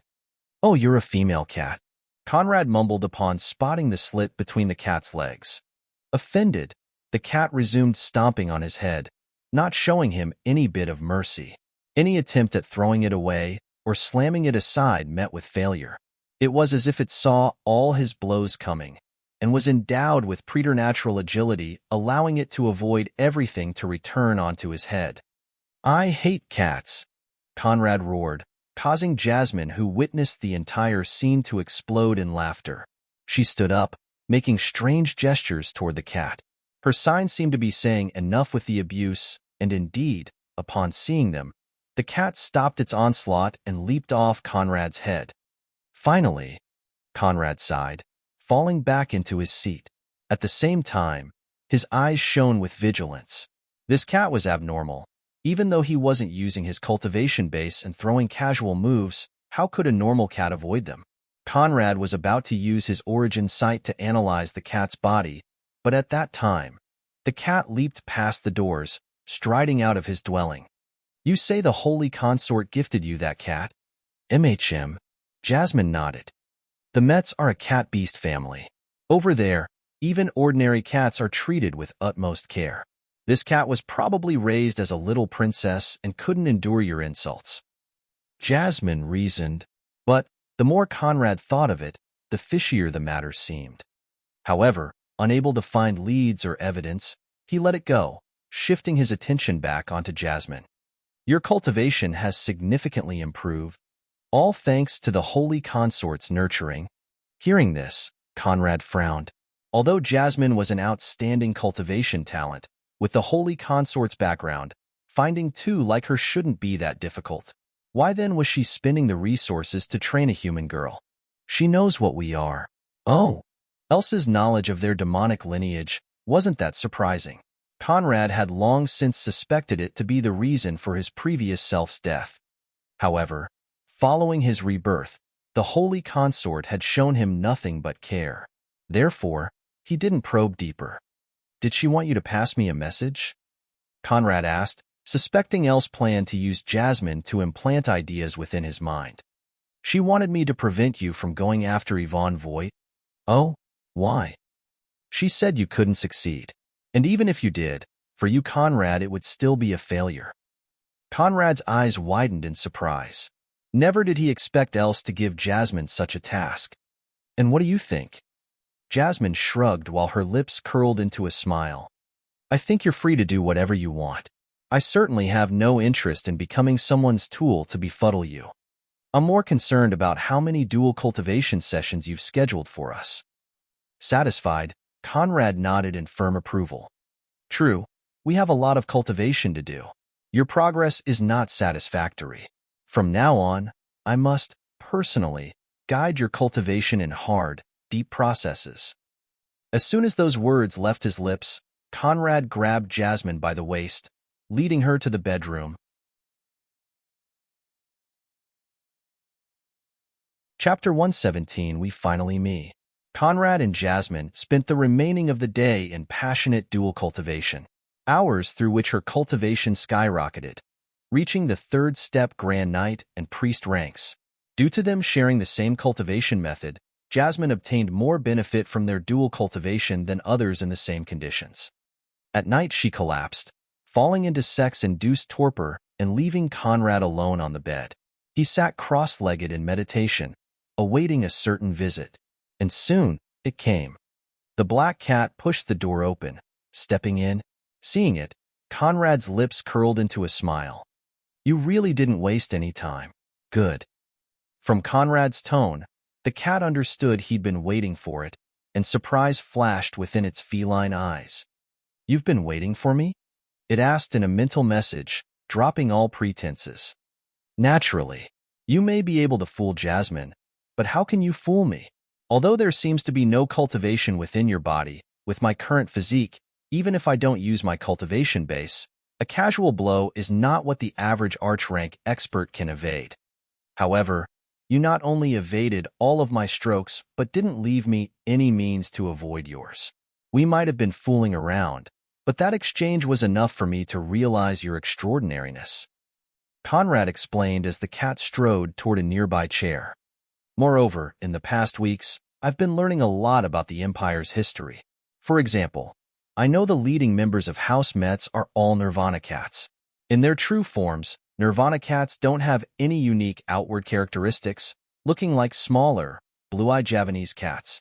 Jasmine just happened to receive such a cat from the Holy Consort? How could there be such a coincidence in the world? As Conrad's explanation ended, the cat stopped beneath the chair, then turned back to lock its eyes onto Conrad's. It's not like I was trying to deceive you. This is one of my pure selves. I was just curious as to how long it would take for you to figure me out. Blue mist burst from the cat and swirled around its form. In a flash, its shape changed, going from the small black Javanese cat to a slender woman dressed in a provocative crimson dress. The dress stopped above her knees and fully revealed her enthralling legs, while her heart-shaped neckband showcased her ample bosom. Her silky, ink-like hairs fell above her calf, cascading on her back while her face remained hidden by a silver mask. She pulled off the silver mask, revealing the most mesmerizing face Conrad had seen to this day. Flawless figures and mesmerizing faces. Since he'd arrived in this world, he'd seen more than one. However, there was something peculiar about this woman's face. An ethereal charm that compelled the onlooker's gaze and bewitched the soul regardless of genders. In her presence, all beauties paled, and all would agree that under the vast blue sky, she was unrivaled. Holy Consort, we finally meet.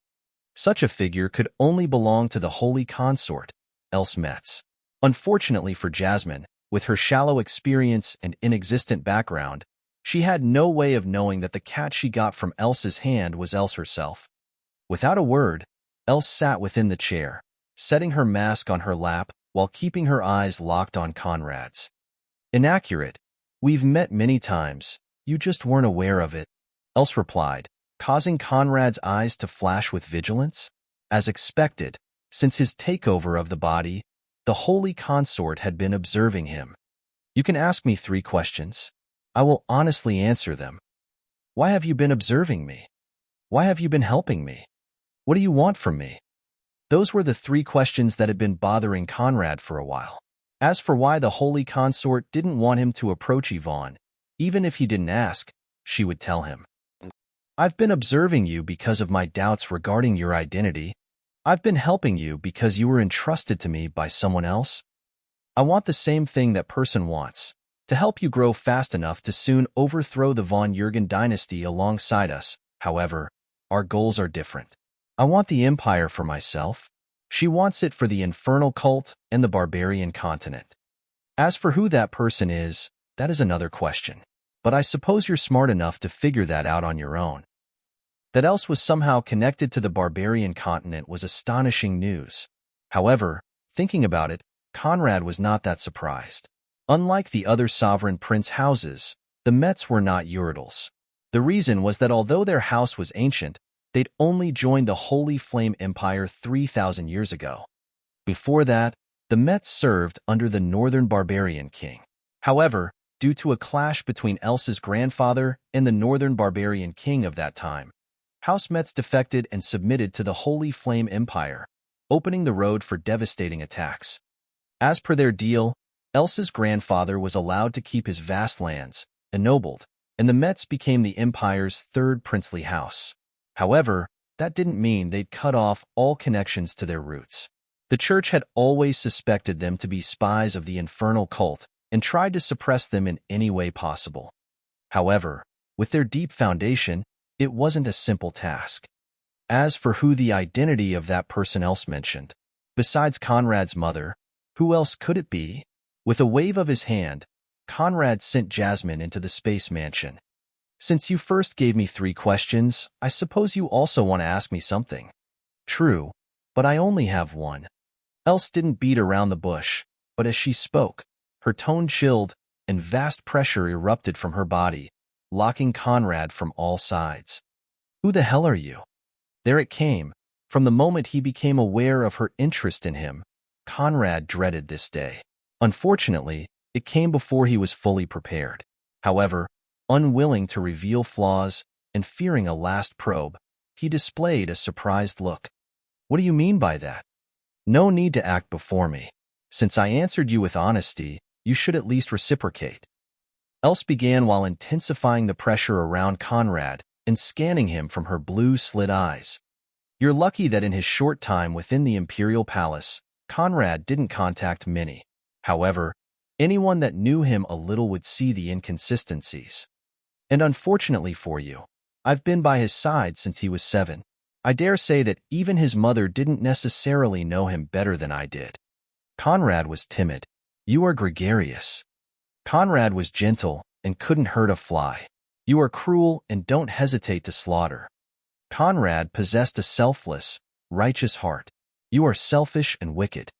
Though endowed with peerless looks, he couldn't endure women's attention and always stammered in their presence. You pluck them like you've been doing this for decades. He loves cats. You hate them. I could go on for an entire day. With such overwhelming differences, you still dare claim to be him?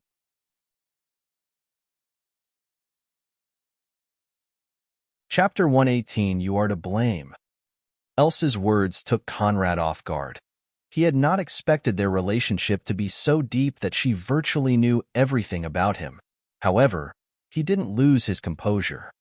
Ha ha ha ha ha. He burst into laughter while nodding in approval. True, overwhelming differences. But tell me, who was to blame for this? Conrad began, causing rising discomfort within Elsa's heart. Good. I was abused and trampled wherever I went. Good. I was forced into the palace and castrated to become a eunuch. Good. I was caned to death due to refusing to be your proxy's boy toy. A lifetime of indignation, sorrow unending. That is what being good brought me. That being the case, why can I not be evil? Conrad roared, using the memories of the previous body's owner to fuel his ire. With just those words, he could see distress flash within Elsa's eyes.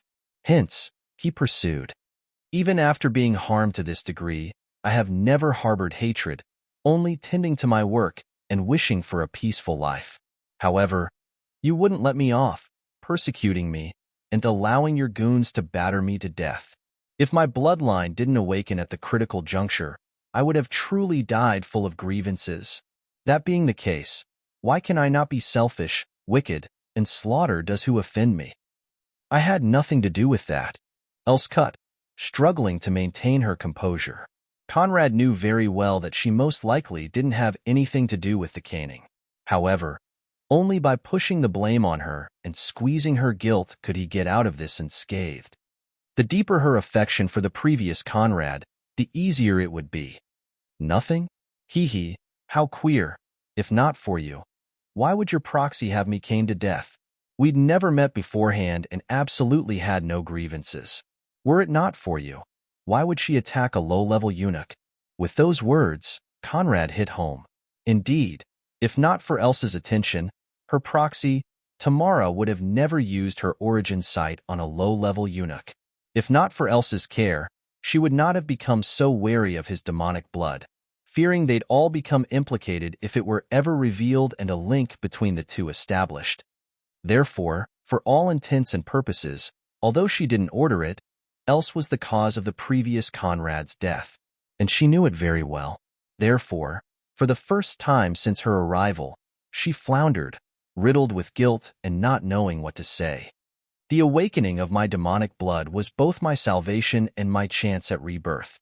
Since then, I've sworn to never again live the ignominious life of an ant, to never again be subject to others' whim, to take what I want to, how I want to, and without care for anyone besides me.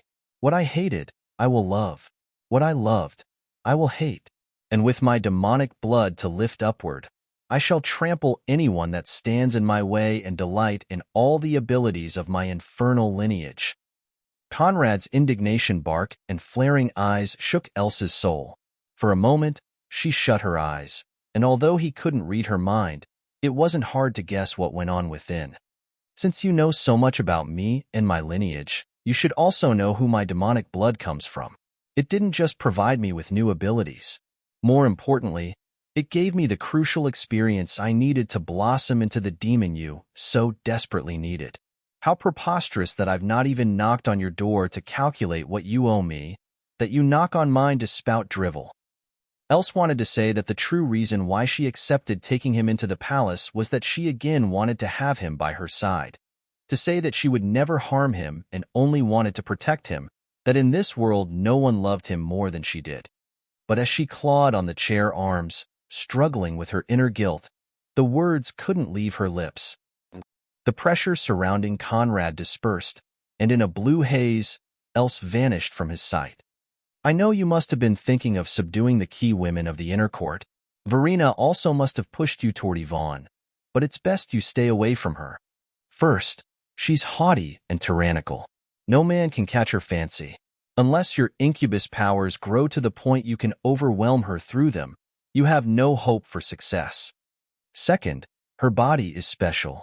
At your current level, assuming you could somehow conquer her, you can gain no cultivation benefit from her. In this world, those who can survive dual cultivation with her are not that many. Last, Ulrich closely monitors her. Although she kills his spies as soon as she finds them, you never know when one might lurk in the shadows. If words reach him that she shows you the tiniest bit of goodwill, eunuch or not, as long as you're a man, he will butcher you.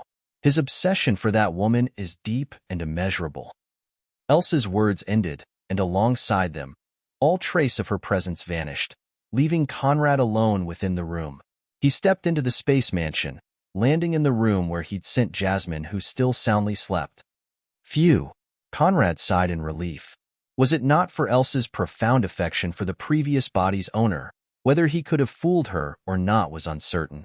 But at the same time, was it not for that affection, she would not have probed so deep into his true self. After all, for people like them, as long as their goals aligned, they would never care about who owned the body.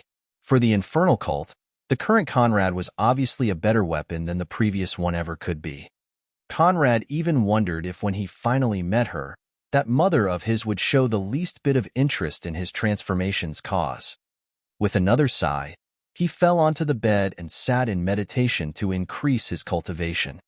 As the events unfolded, increasing his strength at the fastest possible pace became of paramount importance. At this point, he didn't lack resources. Time was the core issue. With more than 174 million EXP left in the system, perhaps he could exchange a holy rank time treasure to solve that issue.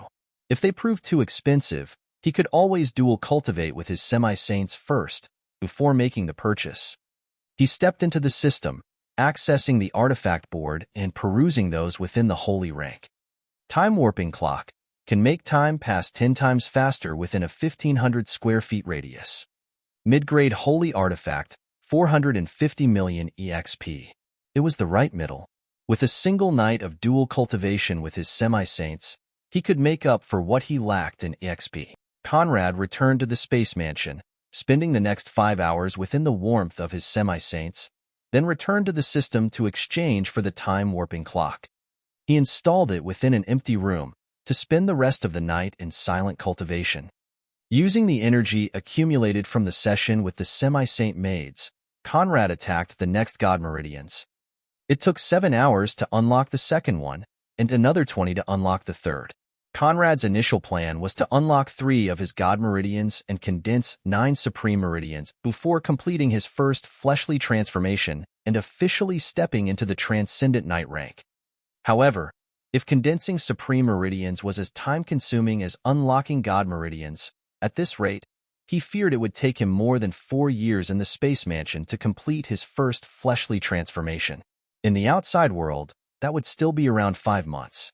The transcendent rank at 15, the semi-holy rank at 20. At this rate, if I insist on this supreme foundation, I'm afraid it will take me half a century within this room and 5 years in the outside world to reach the peak of the transcendent rank. How the hell did she do it? Conrad didn't doubt that for Yvonne to have that rumored, terrifying battle power, she should at least have a supreme foundation. Although she didn't have god meridians to unlock, having dozens of supreme meridians was very likely.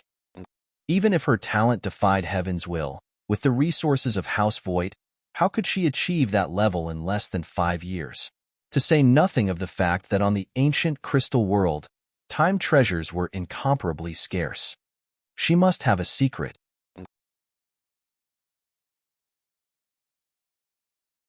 Chapter 119, Mismatched Feelings.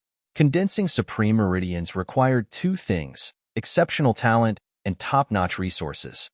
Supreme Meridian condensing pills were low-level divine rank medicines with EXP cost in the billions.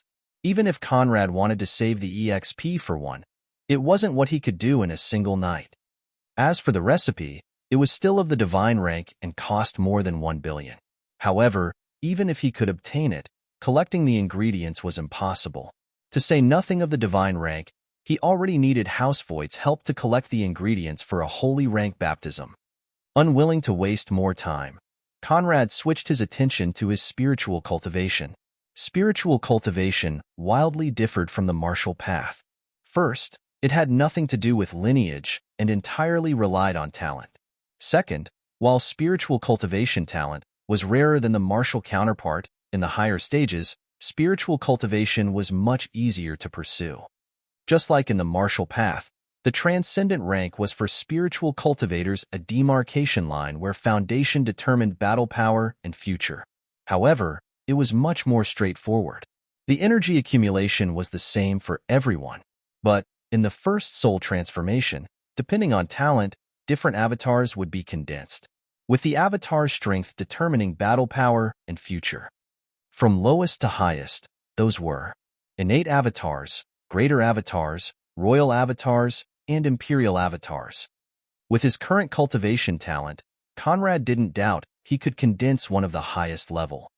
His eyes shut close as he gathered his accumulated soul force to condense his avatar. His soul force gushed forth, intertwining in intricate nets to weave the avatar from his accumulated power.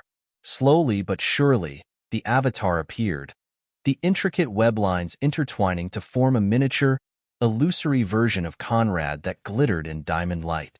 Diamond light was the mark of imperial avatars. As the illusory Conrad appeared, the diamond light rippling from it spread throughout the room, carrying with it immense soul force and marking the end of Conrad's first soul transformation. His soul force sharpened. Although it remained the same in quantity, its quality had reached a brand new level, and the might of his spells rose alongside it. Conrad's eyes fell upon the miniature, illusory version which, just like him, remained cross-legged in meditation. As his eyes fell upon it, its fell on his, and both exchanged the same glances and smiles. With the first soul transformation complete, although it was only in the spiritual path, Conrad had officially stepped into the transcendent rank. Moreover, with his current avatar, the might of his fourth circle spells would become unfathomable. Conrad didn't stop there, seizing the opportunity to improve all his physiques. With his current cultivation in the martial and spiritual paths, reaching the mastered stage of his transcendent level physiques was simplicity itself. In a heartbeat, he unlocked their true powers, causing his battle power to rise to another level, and his entire body to glitter in multicolor light. His cultivation ended, and he returned to Jasmine's side. In the space world, thanks to the time-warping clock, he'd been cultivating for almost 40 hours. However, outside his cultivation room, only 4 hours had passed. Jasmine had just awakened from her sleep, but relaxed on the bed with a radiant smile and eyes shut close. Conrad stepped toward her, sitting by her side. "You've broken through?" she realized, feeling his improvement. Thanks to their partnership of equals, although her cultivation was much lower than his, she could clearly feel his improvements, be it in the bloodline level or the cultivation department. "Naturally. I hope that even when I'm not by your side, you'll focus hard on your cultivation to not fall too far behind." "Humph. Instead of worrying about me falling behind, you should worry about me surpassing you while you idle with your beauties," Jasmine declared with a pompous snort, causing Conrad's lips to draw a smile. "And what would you do if your cultivation surpasses mine?" "Of course, I would get rid of the pesky women by your side and enforce monogamy onto you." Knowing Jasmine's disposition, Conrad wasn't startled by her words. However, he couldn't help but chuckle at the thought. then you'll have to work hard. As things stand, a lifetime is not enough for you to catch up to me. Chasing you for a lifetime is not that bad either." As she spoke, Jasmine leaned on Conrad's chest, setting herself at ease within his arms. Although she knew he would never change his licentious ways for anyone, although she knew he used trickery, he was after all the first man to truly understand her heart, the first to throw it off balance and engrave himself onto it. If chicks imprinted on the first object they saw, then Conrad was Jasmine's first sight, the one she'd imprinted herself on. She could no longer let go of him. Conrad understood that principle, wrapping his arms around her in a warm embrace. "Swear that you'll never let go of me? Why ask such a thing? Isn't it obvious enough?" Within a couple, the occasional gesture reaffirms love. However, that doesn't mean the partner is no longer aware of her lover's feelings. The reaffirmation of emotions reminds the partners of the initial flame and strengthen them against potential adversity. Conrad agreed with that train of thought. "I not only swear that I will never let go of you, but just like I promised before, I swear to bring you to discover the wonders of the Holy Continent and even the entire ancient crystal world." Jasmine was satisfied. She pressed herself harder on Conrad's chest, wrapping her arms tighter around him as if clinging onto a lifetime of accumulation. "As long as you remember this pledge, I shall ask for nothing more." Jasmine always believed that guilt and possessiveness were the primary reasons why she could cling onto Conrad. And indeed, she was right. In his previous life, to avoid the traps of genuine emotions, Conrad focused on women that didn't seek a future. Wives, fiancées, girlfriends, and those only looking for a tryst, something to cling upon when life soured and expectations crumbled. He was glad to choose his praise within those categories because psychology taught him that those were the ones that would never bring him problems. However, as soon as he landed into this world, the system gave him an ultimatum that shoved him onto Jasmine and awakened a half-incubus bloodline. As a human being without a heart of ice, he could swindle her, but when faced with the results of his actions, he couldn't suppress guilt from rising within him. As a sex demon of noble ancestry, possessiveness rose within him, preventing him from giving her up, compelling him into making himself the only man within her mind. Thankfully, the sixth prince, Wenzel, helped in the fulfillment of that task. Now she was not only his, but shared his blood. And thanks to the intimate connection it provided them with, Conrad knew that although among his core harem members, Jasmine was the least willing to accept sharing him, for the sake of still having him by her side, she would make the necessary concessions. Humanity, righteousness, principles, for the sake of holding on to him, she could give up anything. That being the case, why could he not shower her with affection? Although they both knew that his gestures didn't stem from true love, they would build their relationship on that exchange of mismatched feelings.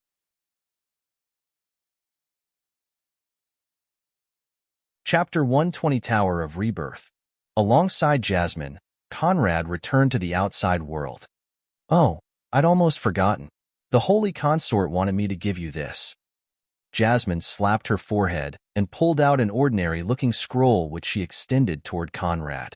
Perplexed, Conrad took it into his hands and unfolded it, revealing a map-like figure highlighting many points in an unknown location. The map seemed divided into 3 layers, each with its areas of focus. "What is this?" According to her, this is a map of the first 3 levels of the Tower of Rebirth. She also said this was your ticket to supremacy and what you should prepare yourself for. My ticket to supremacy? Conrad had no knowledge of what that Tower of Rebirth represented. Therefore, he browsed through the knowledge of his semi-saint maids seeking answers through them. The Tower of Rebirth. A place where fishes can become dragons and peasants become kings. Jointly controlled by the Celestial Church and the Infernal Cult, it's said to be a joint construction of their founders and house innumerable treasures. The leaders of the 2 factions are also buried there. In times of peace, it is used as a battlefield between their younger generation. Those beneath the transcendent rank and above the semi-holy rank cannot enter, and while it welcomes everyone, not many dare meddle in that clash between the world's strongest factions. Conrad was unimpressed. At best, The founders of the Celestial Church and Infernal Cult were divine rank experts. That being the case, the legacies they left behind couldn't surpass the divine rank. As long as his EXP count was sufficient, the system could provide him with countless resources in that level. Why then would he risk himself within an unknown location, sandwiched between the experts of the two most dreadful forces of this world? Else had no knowledge of his system. Therefore, recommending a trip over there wasn't surprising. But as far as he was concerned, it was stupidity. Moreover, time within the Tower of Rebirth flows 20 times faster than in the outside world. Additionally, it is riddled with frequent time storms capable of shredding decades or centuries of lifespan of those caught within. The two founders each left various traps aimed at the enemy. As soon as one steps inside, the tower assesses your heart and classifies you based on beliefs. Those who have faith in the 5 divine lords of the Celestial Church are targeted by the Infernal Cult founders' traps, whereas those who have faith in the Infernal Cult's 4 kings are targeted by the Celestial Church founders' traps. As for those holding faith in neither, they are attacked by all traps. With that knowledge alone, Conrad would never step into that place. Better than anyone, he knew that he had faith in neither the divine lords nor the kings of hell. That being the case, the Tower of Rebirth was to him very likely to turn into a clear ticket to the netherworld. How could he risk his life for benefit he could otherwise obtain? He negatively shook his head, unwilling to step into such turbid waters. System, what do you know of the Tower of Rebirth? When they arrived in the ancient crystal world, the leaders of the Celestial faction and the Infernal Cult both dedicated themselves on developing their respective realms' faith. It wouldn't be long before the world was divided into 2 parts, each worshipping different gods. Be it to fight for merits or to keep spreading their respective faith, the 2 parties knew war was inevitable and death very likely. However, unwilling to let their knowledge and legacies fade into oblivion, they built the Tower of Rebirth, a place where even the untalented could, if fate allowed it, rise into an earth-shaking expert. There they sealed all their knowledge, cultivation methods, arts, spells, and most of the items and artifacts they brought from the higher realms. Then they battled to the death in the First World War, causing the deaths of millions and bringing the world's first civilizations to an end. They killed one another, but upon death, their bodies vanished. It is assumed that they'd both prepared to be teleported into the Tower of Rebirth at death. Since then, the leaders of the Celestial Church and Infernal Cult carried on the tradition and are buried within the Tower of Rebirth. Within those words, Conrad gleamed more than one problem. The founders of those 2 forces trusted each other enough to jointly build that tower. Being sent to the mortal realm to spread faith is not a reward. It is a punishment. While under normal circumstances, only those beneath the god rank can descend on a mortal world, there is no glory in doing so. Who in their right mind would abandon the resources and cultivation environment of the higher realms to come waste their future in the mortal realm? Deva or demon, neither are willing to. As for those founders and the people they brought alongside them, all were sinners for a reason or another. The founders, in particular, carried a rather severe sin. With their talent, background, and cultivation, they were very likely to become gods. Were it not for that sin, they would have never been sent to this world. They fell in love with one another, breaking the 2 higher realms' greatest taboo and giving birth to a half-deva, half-demon child pair of twins. The 2 realms each kept one twin, using them as tools to force the 2 into this world as missionaries.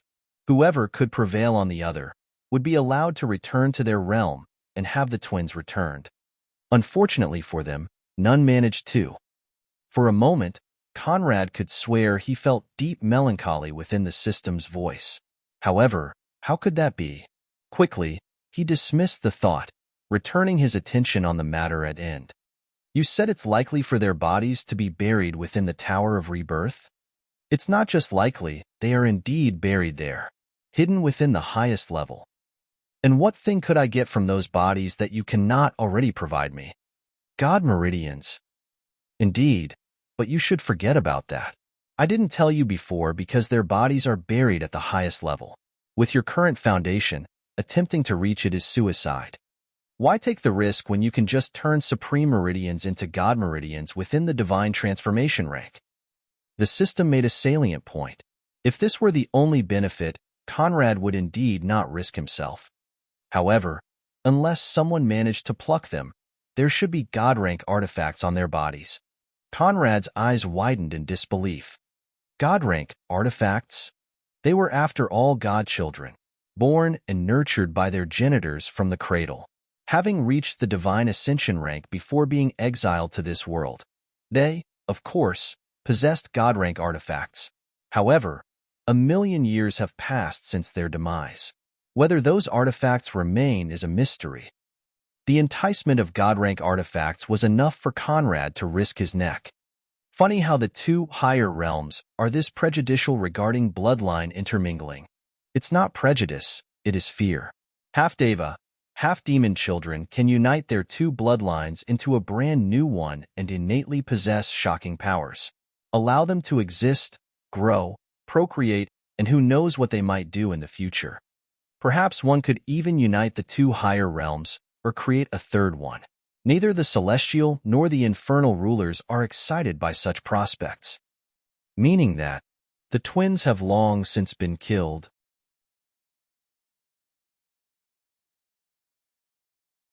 Chapter 121 The Empress Seeker. Conrad's eyes fell back on the map standing before him. Clearly, it highlighted key spots of the first 3 layers of the Tower of Rebirth, meaning that either the Holy Consort or a Met's elder had taken a trip there. With this map serving as foundation, he could indeed obtain many benefits from the tower. However, it wasn't necessarily worth it. At his current level, above the transcendent rank and below the holy rank, the panoply of talents available within the two factions was undoubtedly enough to drive him into a corner. Even if he wanted to go, it couldn't be now. As for those god-rank artifacts, 1,000,000 years was an unimaginable amount of time. What was the likelihood of them not having been plucked already? Unless there was an inheritance allowing him to increase his cultivation speed by several folds, that place didn't hold much appeal for him. "What are you thinking about?" Jasmine asked, following the long moment of silence. While Conrad indulged in his discussion with the system, to the onlooker, he seemed lost in thoughts. Jasmine, who remained by his side, assumed he was weighing the pros and cons of the trip. Although she didn't have a good understanding of the Tower of Rebirth, it was, after all, a destination handpicked by the Holy Consort for Conrad's growth. How could it be simple? If you don't feel confident, you can just forget about it. It's not like she can force you into stepping into that place. I fear nothing within heaven and earth. However, the premise is that there is enough benefit to plunder. It's improbable for that place to hold enough for me. Jasmine nodded in approval. Although she also had no knowledge of the system, with Conrad's exceptional growth pace, the tower really didn't seem like such a good idea. At the very least, they could wait until he stepped into the semi-holy rank to head into there. However, there was something else she'd yet to say.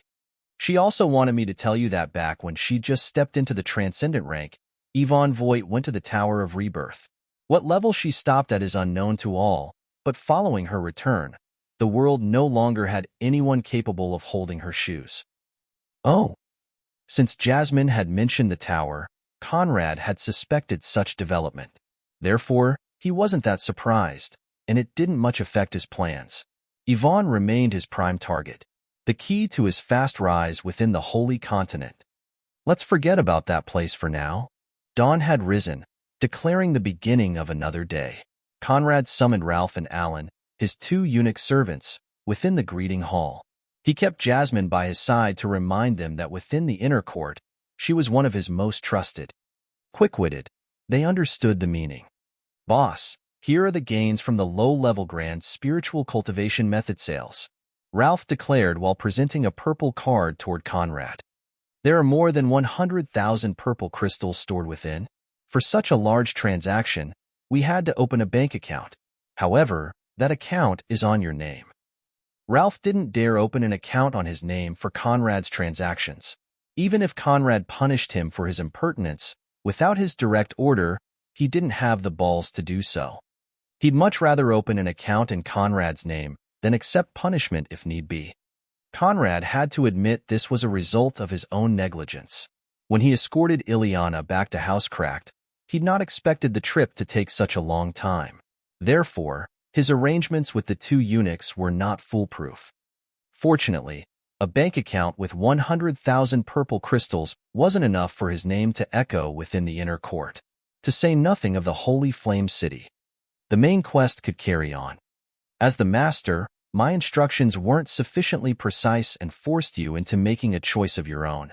That is my mistake. I cannot blame you for it.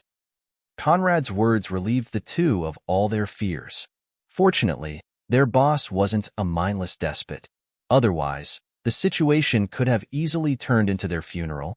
I called you here for another task. Freely use this wealth to buy the loyalty of low and mid-level eunuchs. The more, the better. Then gather them to open an underground chamber of commerce, to trade in goods otherwise forbidden by the inner court's laws. I will provide you with the goods. Also, have Hans handle the operations. I will give you up to 15,000 purple crystals to purchase his loyalty, in particular. Hans was a man of high aspirations. Following their previous deal, he exchanged what he gained from Conrad for a true flame baptism and broke for the true knight rank. Afterward, he was promoted to head eunuch. Better than anyone, he knew that dealing with Conrad came with huge benefits and assumed it all possessed the Empress backing. As long as Ralph and Alan were crafty enough, they shouldn't need many resources to have him cooperate. As for the 15,000 purple crystal limit, for the current Conrad, it was not worth mentioning. The eunuch duo nodded and excused themselves. With that settled, Conrad packed Jasmine in his space mansion and headed to the Empress Palace. As per Verina's orders, while she prepared a position for him within Avon's palace, he was tasked with serving her tea and massages. This was a position many could only dream of. However, as far as Conrad was concerned, it was highly demeaning, and he fully intended to use it to reverse the tables. He still recalled the tea smell he'd felt when he'd first returned. Then, he didn't have enough to explore it, but now, perhaps he could use his new functions to thoroughly analyze it and obtain something of use. Upon reaching Verina's palace, Conrad was directly led to her chambers where she awaited alongside her personal attendants. "Greetings, Your Majesty." "Dismissed?" Verina ordered toward her attendants as soon as Conrad stepped in. Similar to well-programmed robots, they curtsied and excused themselves, leaving the two alone. "Ready for your first day of hard work?" "I was a kitchen eunuch until now. Why would I not be?" Conrad replied, causing Verina's full lips to curl into an enchanting smile. "Head toward the kitchen and follow the instructions." Begrudgingly, Conrad stepped toward the Empress' personal kitchen department and received the tea mint for her delight. Again, the same smell assaulted his nostrils, but this time, due to being so close to it, the effect was much stronger. As he walked back toward Verina's palace, Conrad could barely endure it. What the hell is this scent? He wondered while stepping toward her chambers. A potent sterility medicine effective even on saints. Your incubus lineage makes you sensitive to it. Conrad's eyes widened in stupor, and his eyes fell upon the teacup beneath his chest. "Come again."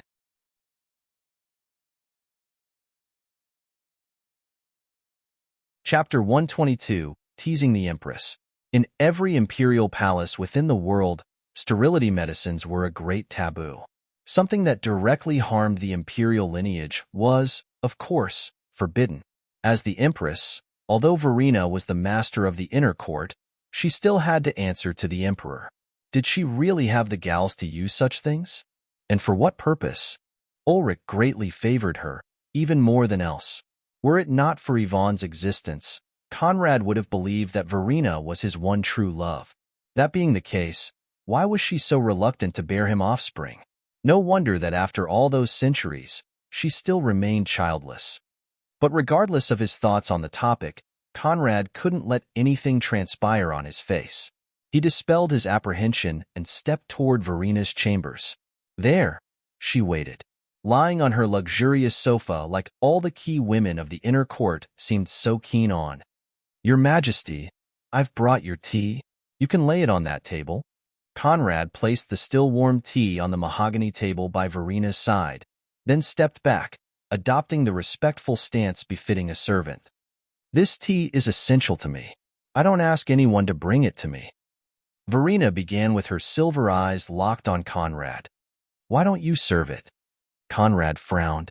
Serving a sterility medicine straight to the Empress lips was something he would rather not have on his record.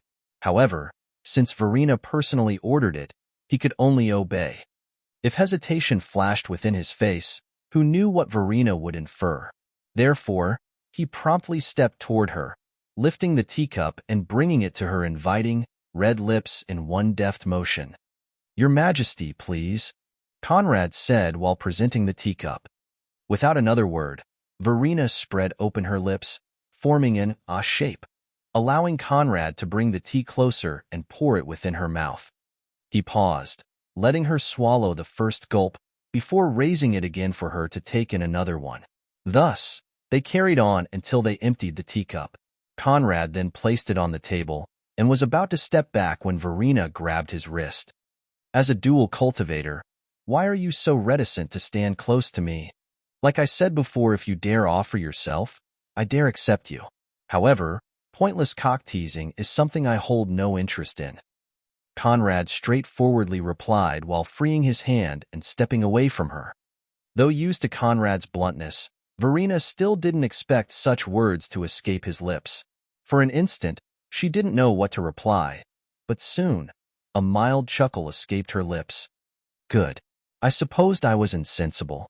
That being the case, why don't you show me your massage skills? At the suggestion, Conrad arched his eyebrows. All of them? All of them.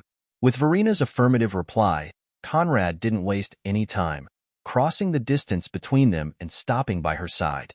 Where does your Majesty want me to work on? Start with the feet? Conrad nodded, kneeling by Verina's sides and taking her bare, delicate right foot into his hands.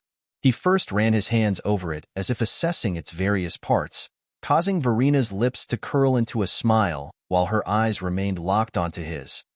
No oil? With me, that is unnecessary. The confidence within Conrad's tone pleased Verina, who asked nothing further. With the heel within his left hand and his right hand trailing the leg, Conrad began the massage. With one hand, he kneaded Verina's calf, while with the other, he teased her toes. At the same time, he activated his ecstasy fingers, letting the pink flames spread within Verina's leg and rise to her heart. Immerse. A moan of delight escaped her lips as Conrad handled her foot and leg. At the same time, she rotated her cultivation base, preventing Conrad's trick from overwhelming her, and only leaving the right level of pleasure. Not bad, not bad, Verina whispered while Conrad took care of her legs. But as his hands extended toward her thighs, she stopped, freeing herself from his grasp and shoving him aside. That will be all for today, Conrad smiled, feeling like the reckless Empress didn't really know who she was dealing with. He didn't insist, bowing and parting with her to return to his chambers. Meanwhile, outside the palace, shocking news spread. Count Wolfgang, who just revealed his semi-saint cultivation base and was promoted to Margrave by the Holy Emperor, officially retired from the court to found a merchant house. Henceforth, cracked nobility would have nothing to do with the imperial court and focus solely on wealth and business. Many believed Wolfgang wasn't satisfied by the von Jürgen prince's punishments, which was what led him to such a decision. The thought spread throughout the nobility, who became warier of the imperial family as a whole. Ulrich struggled to maintain his composure, but in the imperial palace, he had other things to deal with. Nils assailed him with questions regarding Anselm's fate, and out of spite, Ulrich answered them in the worst possible manner. So what if he died? So what if your brothers killed him? Is a trivial cracked youth worth you interrogating your father? Within Nils' mind, those words rang like an admission of guilt, hence forming a rift between father and daughter. Conrad spent the next 2 days between the Empress Palace and closed-door cultivation. While in the Empress Palace, he delivered her the same tea before proceeding with the massages. As time went by, she granted him more liberties, allowing him to massage her back, thighs, and abdomen, even letting his fingers brush her breasts. She was also getting more comfortable letting her faint pleasure moans escape her lips. However, Conrad never lost decorum, maintaining a highly professional attitude, as if none of this had anything to do with him. At the end of the third day, as the massage session ended, Verina's voice echoed. "A pity that I won't be feeling your hands anytime soon." Hearing those words, Conrad realized his next assignment was ready. And indeed, Verina's following words confirmed it. "Starting tomorrow, you are to report to Yvonne Voigt's palace. The position has been arranged. You'll now be one of her head eunuchs."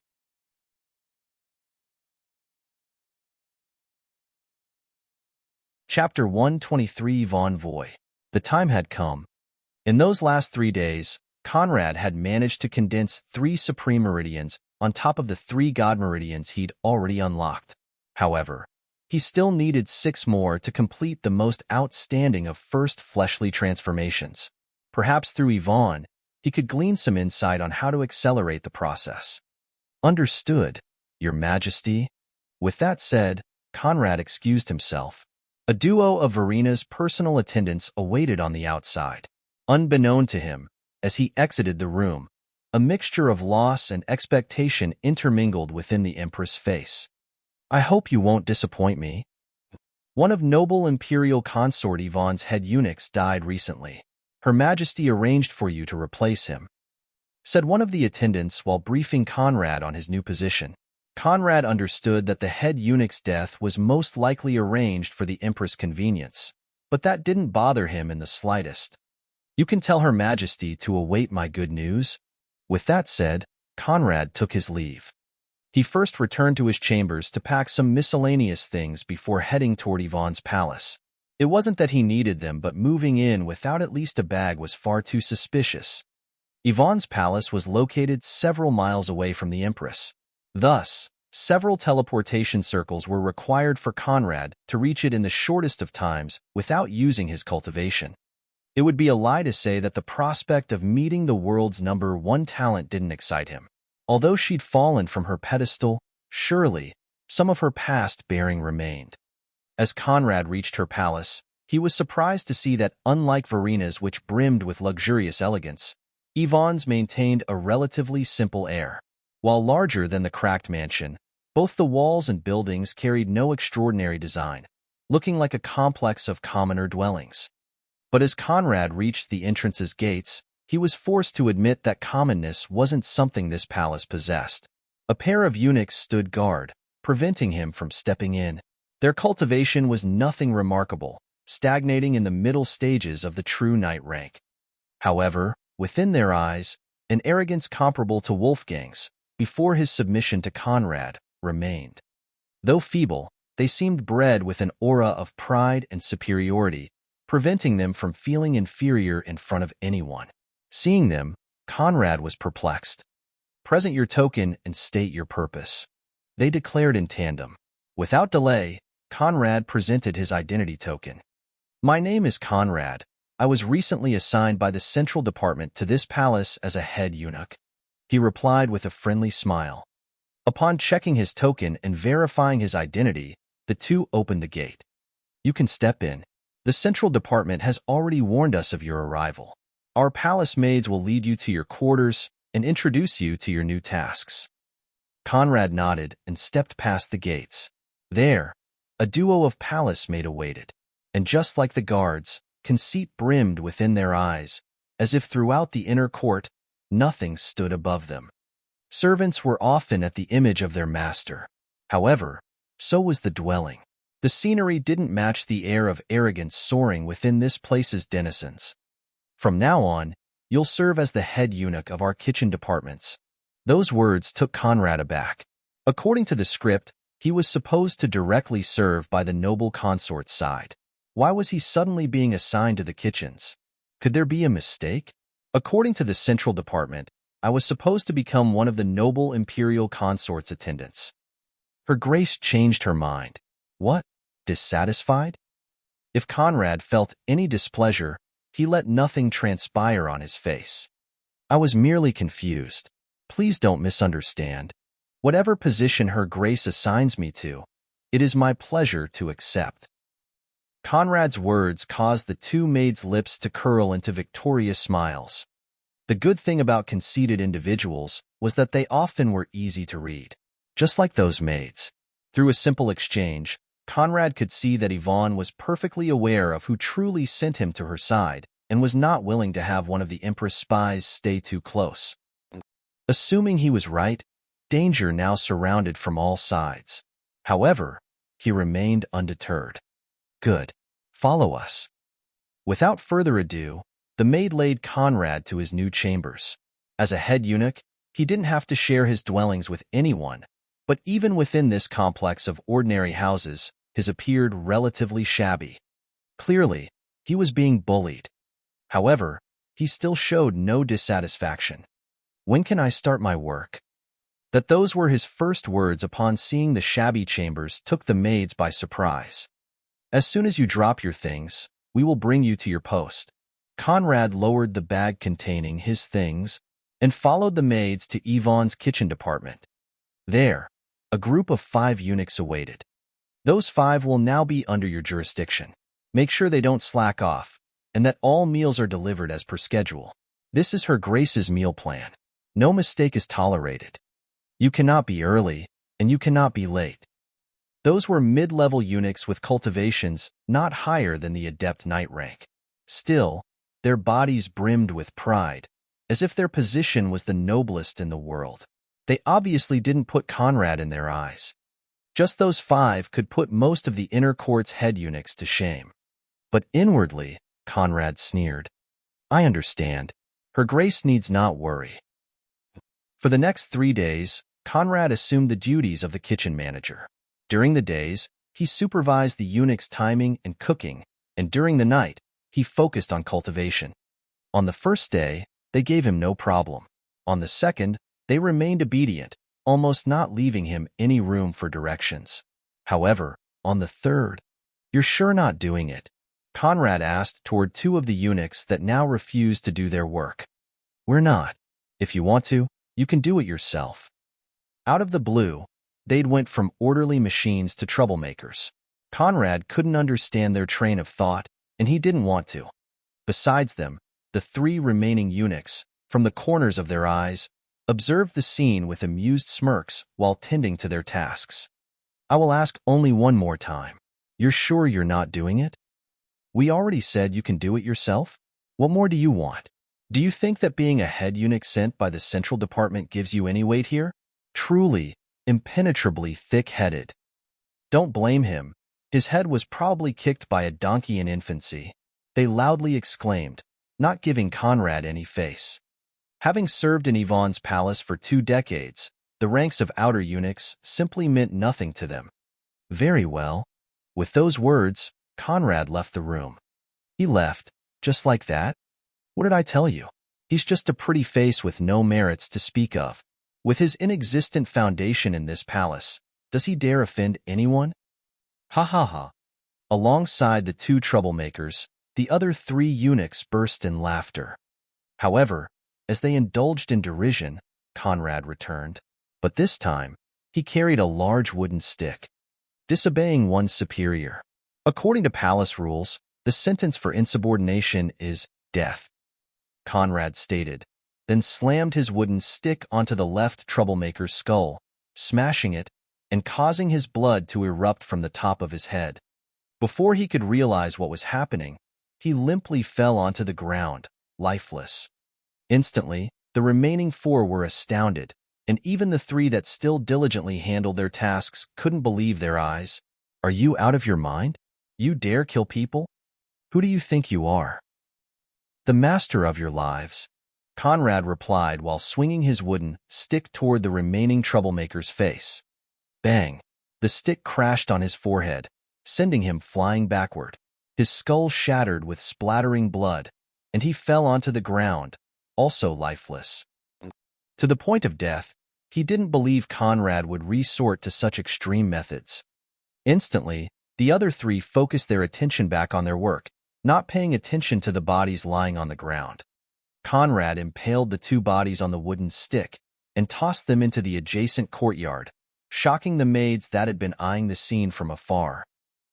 Your Grace, he killed them.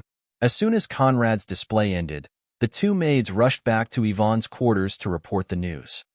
As the law demands. Good. At the very least, he's not spineless. Have him send today's meal. It's been a while since our house had an interesting spy. At once, Your Grace. The maids returned to the kitchen department to carry out Yvonne's order. Her Grace asks you to bring in today's meal. Oh. The sudden change of tasks didn't surprise Conrad, who'd expected such development. Very well, on my way. As a semi-saint, Yvonne didn't need food or water to survive. Her meals were composed of spiritual plants and medicines aimed at improving the cultivation and tempering the body. A bite was enough for the average archknight to break through one step. However, for someone at her level, they were merely delicacies. Truly, a waste. Conrad kept those comments locked within his mind, and with the maid leading the way, carried the plate toward Yvonne's quarters. As they reached the door, the maid leading him stopped. I will not follow you in. Remember, say anything wrong, and you might lose your life. With that said, the maid pushed the door open, allowing Conrad to step in, before closing it behind him. There, a strange sight awaited.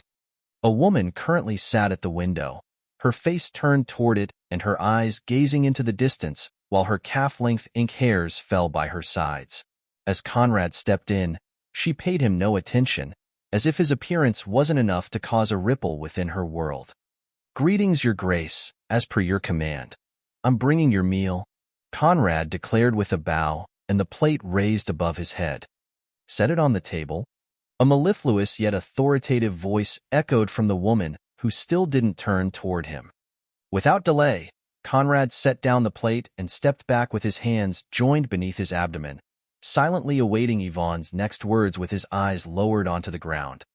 In a flash, she disappeared from the high window, bypassing the table where her meal awaited to land right before Conrad. Although Conrad's eyes were lowered, he remained alert of his surroundings. However, he couldn't see through Yvonne's move. To him, it was like teleportation. Raise your head. Following Yvonne's order, Conrad raised his head, letting his eyes furtively trail on her body as they rose to meet hers. What he saw baffled him. Never in the imperial palace had he seen such a scantily clad woman. Beside her, Elsa's short crimson dress didn't deserve the word provocative. She was dressed in a black satin belly dancer outfit that completely exposed everything from the lower half of her breasts to her abdomen, while her long, open skirt allowed glances at her enthralling legs. However, Conrad didn't have the time to enjoy the sight. No one in his position could, because bone-chilling killing intent coated her entire body. It wasn't a show of force, but a natural air that surrounded her at all times. The proof of the countless lives she'd taken across the centuries.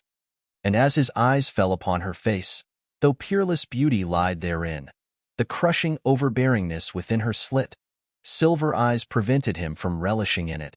Without releasing her cultivation base, she could effortlessly suppress him. But while in his shoes, most would have fallen on their knees with trembling bodies and begging forgiveness for sins they'd yet to commit. Conrad stood still. His eyes met hers with an intensity she'd rarely seen in the last centuries. Within, she saw confidence, loftiness, and the unwillingness to submit to superior might. What's your name again? Conrad. Well, Conrad, congratulations. I will not kill you today. Conrad's heart skipped a beat. However, Yvonne said nothing more, vanishing and returning to her seat at the window. You may take your leave. Conrad took another second to glance at her figure. Beyond the overbearingness and killing intent, a divine and inviolable air swirled around her form. Though Conrad had seen several saint-level experts, this was the first time he felt such a thing. It was almost as if her entire body screamed invincibility. Suppressing the desire to use his origin sight, Conrad turned heels and walked out. Why is there such an aura from her body? He asked the system while closing the door behind him. Because she possesses two awakened divine physiques. If she could master them both, even if her cultivation never returned to the holy rank, across the entire ancient crystal world, not many could resist one of her blows. Conrad's heart skipped another beat.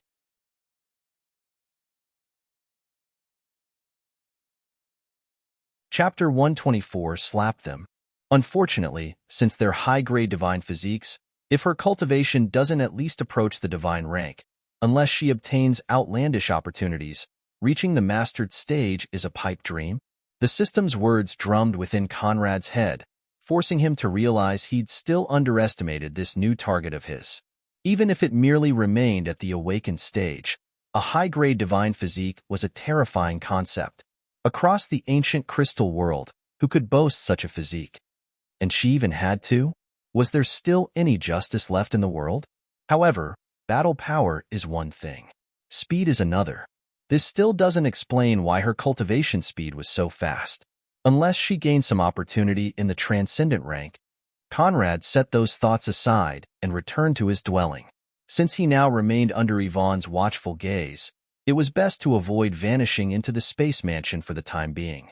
He pulled out the box he'd been entrusted with by Hubert, scrutinizing it to find anything peculiar. However, he couldn't.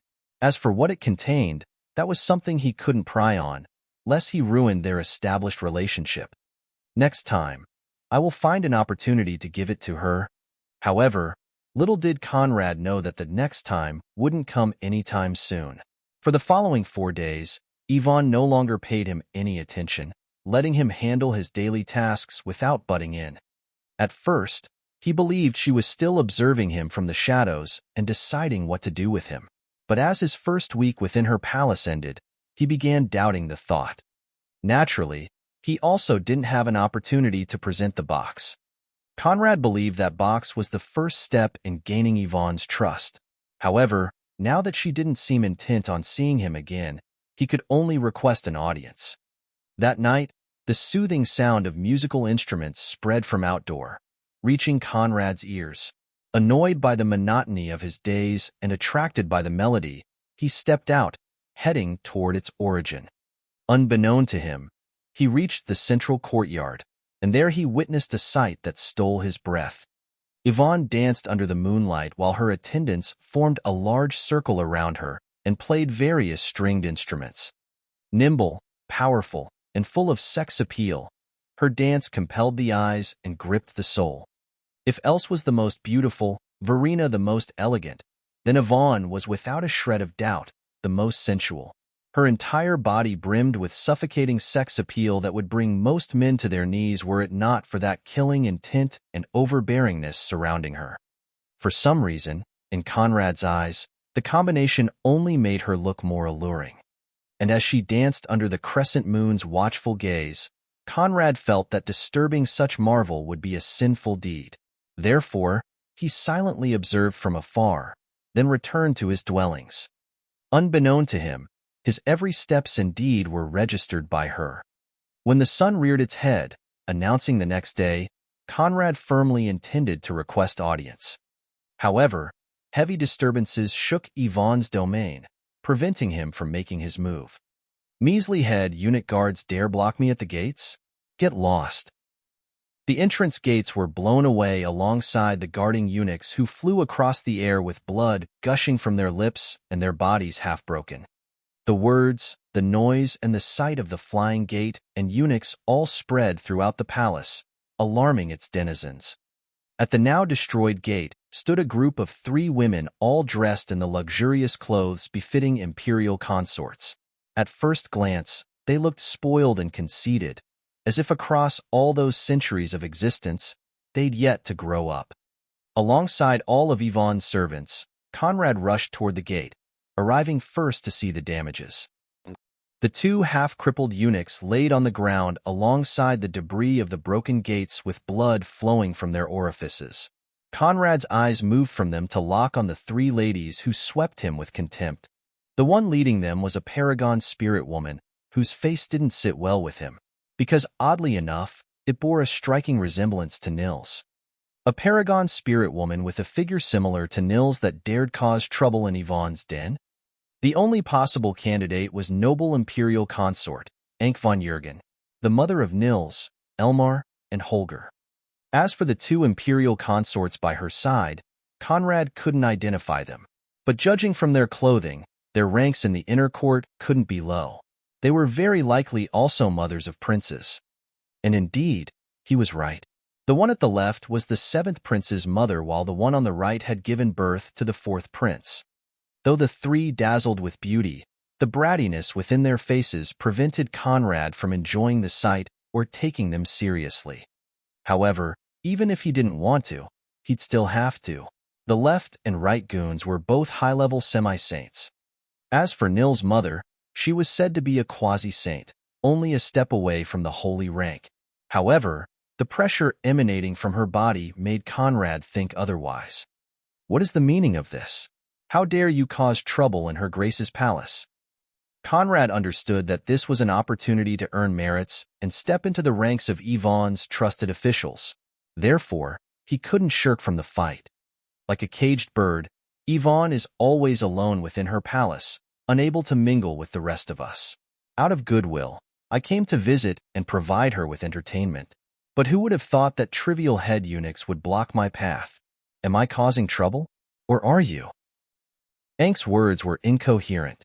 Even if the Empress was visiting a palace, if she didn't announce herself beforehand, it was the guard's duty to first stop her and inform their mistress.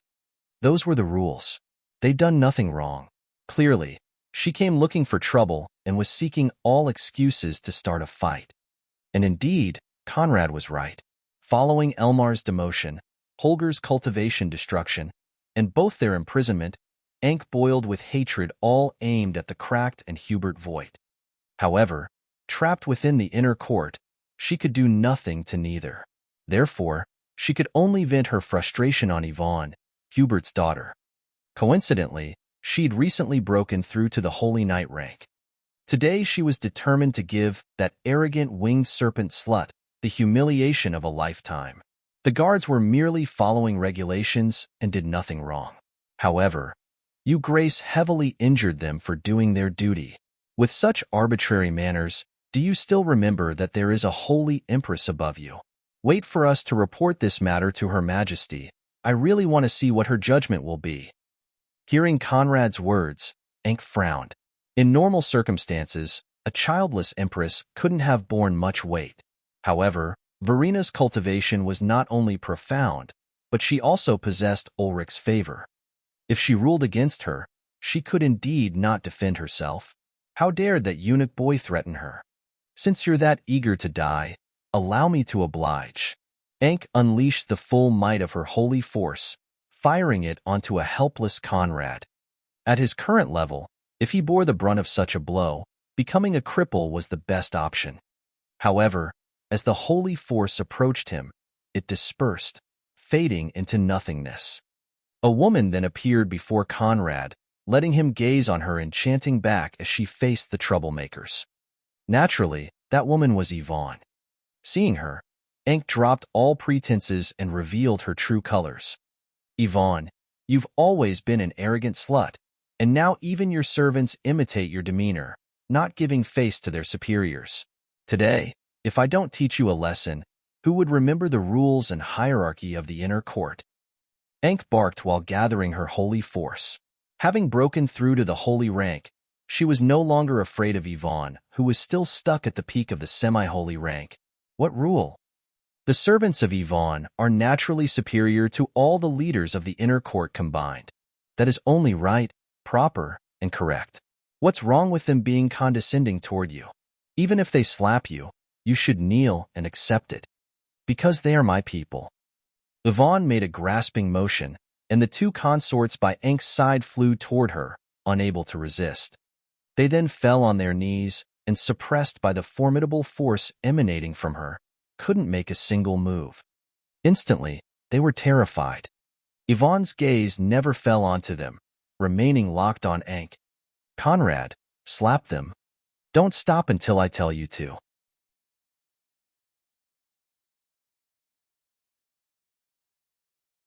Chapter 125. This is how you tame the unruly. For an instant, Conrad stood still, debating whether his ears were playing tricks on him or not. With just their status as mothers of princes, Those two women belonged to the upper level of the inner court and the imperial family. In this vast palace, those able to slap their faces and get away with it could all be counted on one hand. Now, Yvonne was asking him to slap them, and to not stop until she told him to? What was her purpose? Could it be that she was giving him an ultimatum? An opportunity to either jump on her boat or forever stand opposite to her? Yvonne's words had just ended that Ankh burst into laughter. Ha ha ha, you really think highly of those servants of yours, don't you? I really want to see if a trivial head eunuch has the gals to slap mothers of the emperor's children. There was no ripple on Yvonne's face, her indifferent eyes remaining locked on Ankh. Even the kneeling consorts didn't believe Conrad would carry out the order. At best, he would feign illness and pass out. After all, should such a matter reach the emperor's ears, losing his life would be the least of his problems. However, his next words startled them all. "As you command, your grace," Conrad exclaimed in a bow, then stepped toward the kneeling consorts while pulling up his sleeves. What are you doing?" they asked in fright while struggling to free themselves from Yvonne's control. However, it was to no avail. "Carrying out orders," Conrad righteously declared while rubbing his palms on one another, causing droplets of sweat to appear on the consort's forehead and trickle down their alarmed faces. I'm the 7th prince's mother. Slap. I'm the 4th prince's mother." A festival of face-slapping began. With his right hand, Conrad slammed the 7th prince's mother's face while with his left, he did the same to the 4th prince's. When their heads dropped on one side, Yvonne used her powers to straighten them up so that Conrad could keep slapping them undisturbed. "Boy, you. Asterisk slap. Star. I will never forgive. Asterisk pa. Star. I will slaughter your. Asterisk slap. Star. I swear I. Asterisk pa. Star. Stop I. Asterisk pa. Star. Mercy." Battered to a barely recognizable state, their faces swelled, looking worse than pigs. Inwardly, Conrad grieved. These were beauties. It would have been so much better to slowly tame them for future use. However, he couldn't let his personal feelings interfere with duty. Yvonne's eyes had long since moved from Ankh to fall on Conrad and observed the resolute face-slapping festival he delivered with rapt attention, nodding in approval as the abused consorts received the beating of a lifetime. Like Conrad had inferred, this was her giving him a once-in-a-lifetime opportunity to forsake all others to stand by her side. Had he showed any reluctance, she would have killed him on the spot. But since he so willingly jumped on her ship, from now on, he was one of her people. "Boy, are you brain damaged? Stop this at once. Otherwise, past this day, only death awaits you." "Your words make no sense. Death awaits everyone, the deadlines just differ." As if spurred on by Ankh's words, Conrad struck harder. However, he now added another ingredient. Faint pink flames appeared at the middle of his palms as they struck the two consorts' cheeks. "Please, Esty, wait more. Pa. More. Pa, pa, pa." Conrad was never one to not fulfill a woman's desires. Since they were now so eager for it, he could only deliver as much as his hands could bear. In a flash, the situation had undergone a 180-degree turn. To say nothing of Ankh, even Yvonne was taken aback by what she saw. "Faster! Faster!" Conrad went as hard and fast as he could, but as his flames infected the consort's body, his slapping was never enough to satisfy them. A dual cultivation technique? Yvonne inwardly inferred upon seeing the odd change of reaction. However, she rebuked the idea. Not one bit of spiritual energy leaked from Conrad's body. If he were using a cultivation technique, she would feel it. Ankh held the same thought. Therefore, they both arrived on another conclusion. Could it be that they're one of those that find pleasure in pain? The more the consorts begged for slapping, the more reasonable the thought felt. Conrad sweated from all the slapping he delivered while Ankh, who witnessed this scene, had never felt so disgraced in her life. How could she not know that these two were those kinds of degenerate? A last dual slap knocked the two out of consciousness, and this time, Yvonne let them drop onto the ground. Conrad was about to pull them up to resume the task when Yvonne's voice echoed. "You can stop. Good job." "It is my pleasure to serve your grace." Conrad replied with another bow, then blew cold breath on his burning hands. Yvonne then shifted her attention back onto Ankh, who fumed in wrath and disgrace. "Yvonne, I will never forgive you." Lightning burst from her form, while a long blue sword appeared within her hand. 9 pairs of white wings sprang from her back, and a pearl-white saint ring formed above her head.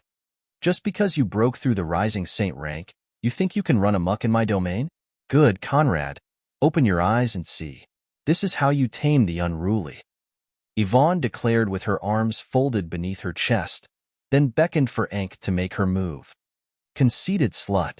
The abysmal gap between saints and semi-saints is not what you can understand." Unfortunately for Ankh, she was born 100 years too late and had never witnessed Yvonne's splendor. By the time she became Ulrich's consort, even rumors of her past glory were hard to find. Ankh turned into a gray lightning bolt and shot toward Yvonne with her sword brandished, thrusting it straight at her chest. Suppression? As the word left Yvonne's lips, a terrible force erupted from her body, causing ripples within the air and vibrations to spread throughout the perimeter. Both the air and earth trembled as the formless force conquered the area, turning it into Yvonne's domain. Ankh's body stopped within the air, her sword unable to carry onward while her limbs were locked by Yvonne's suppression force. Instantly, Ankh was terror-stricken. What the hell? Break? Yvonne paid no attention to Ankh's shock. When the next word left her lips, the vibrations spread within Ankh's body, rupturing her bones. Aarg! Her mournful howl spread throughout the inner court. Conrad was startled. With their proximity, he could feel Yvonne wasn't using a tiny bit of her cultivation base. This force belonged to her physique. What kind of horrible physique is this? The Supreme Overlord physique. In its awakened stage, it not only grants its owner tyrannical strength and resilience, but also allows them to turn everything within a 300 meters radius into a domain where they control the lives and deaths of whoever stands within. In its mastered stage, even an entire city could fall within its range. Ankh's sword shattered, vanishing in holy force while her internal organs spiraled out of control and blood erupted from her lips. To think that there would come a day when an ant of your caliber would dare show me such disrespect. Just because Ulrich puppied you 3 times, you think the world is your oyster. TSS, TSS, TSS. Remember to send the Gates bill. Yvonne stretched out her right hand, flicking Ankh's forehead. Ankh flew high, propelled like a meteor, and shooting all the way back toward her palace where she cratered unconscious and severely injured.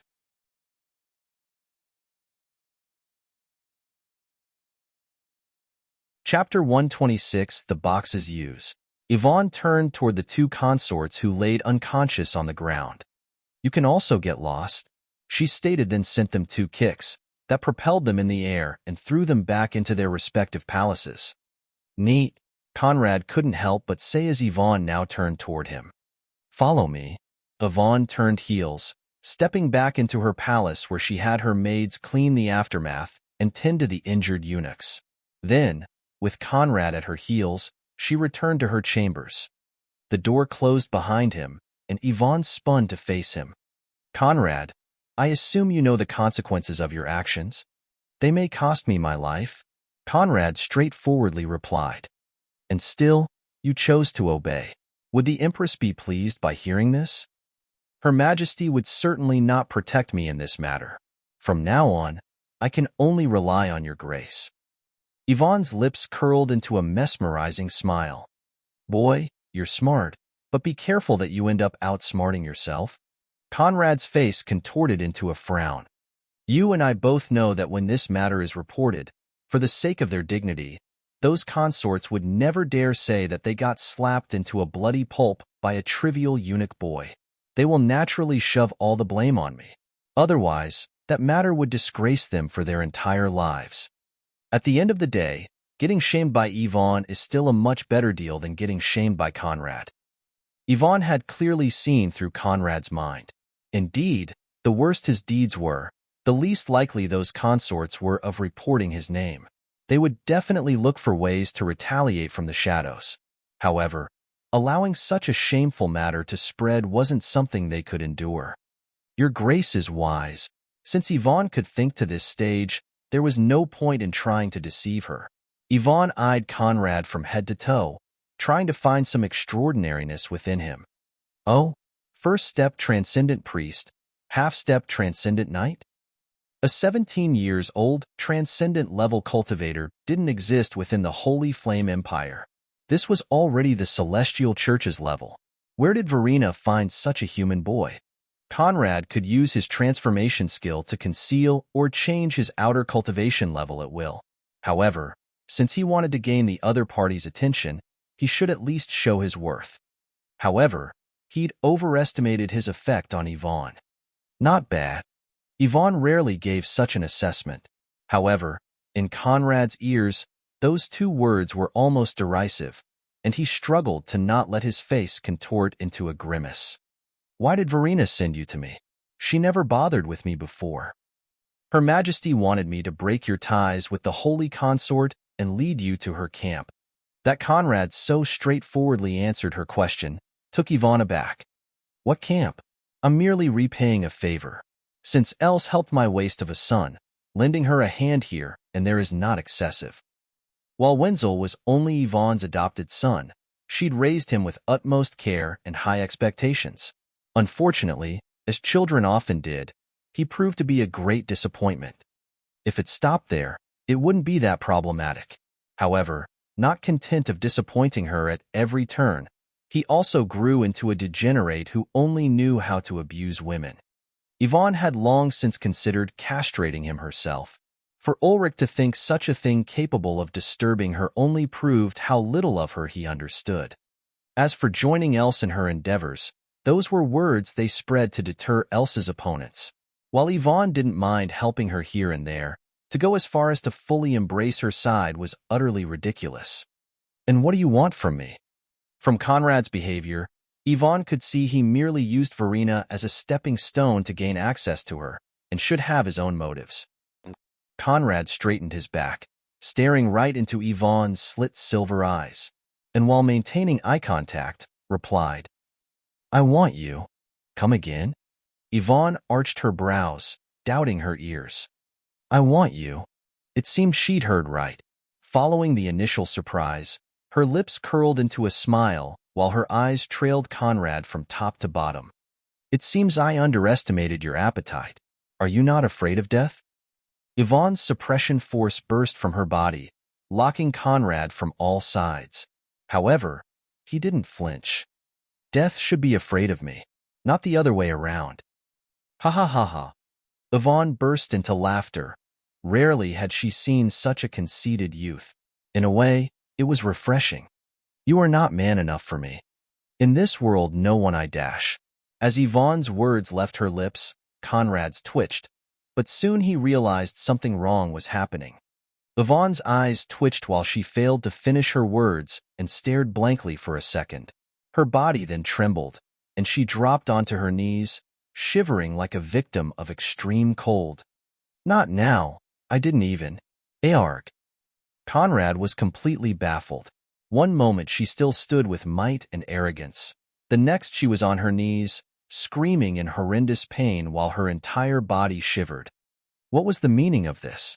Alarmed, he knelt by her side, but even though he wished to help, he couldn't even grasp the cause of the sudden change. What's wrong with her?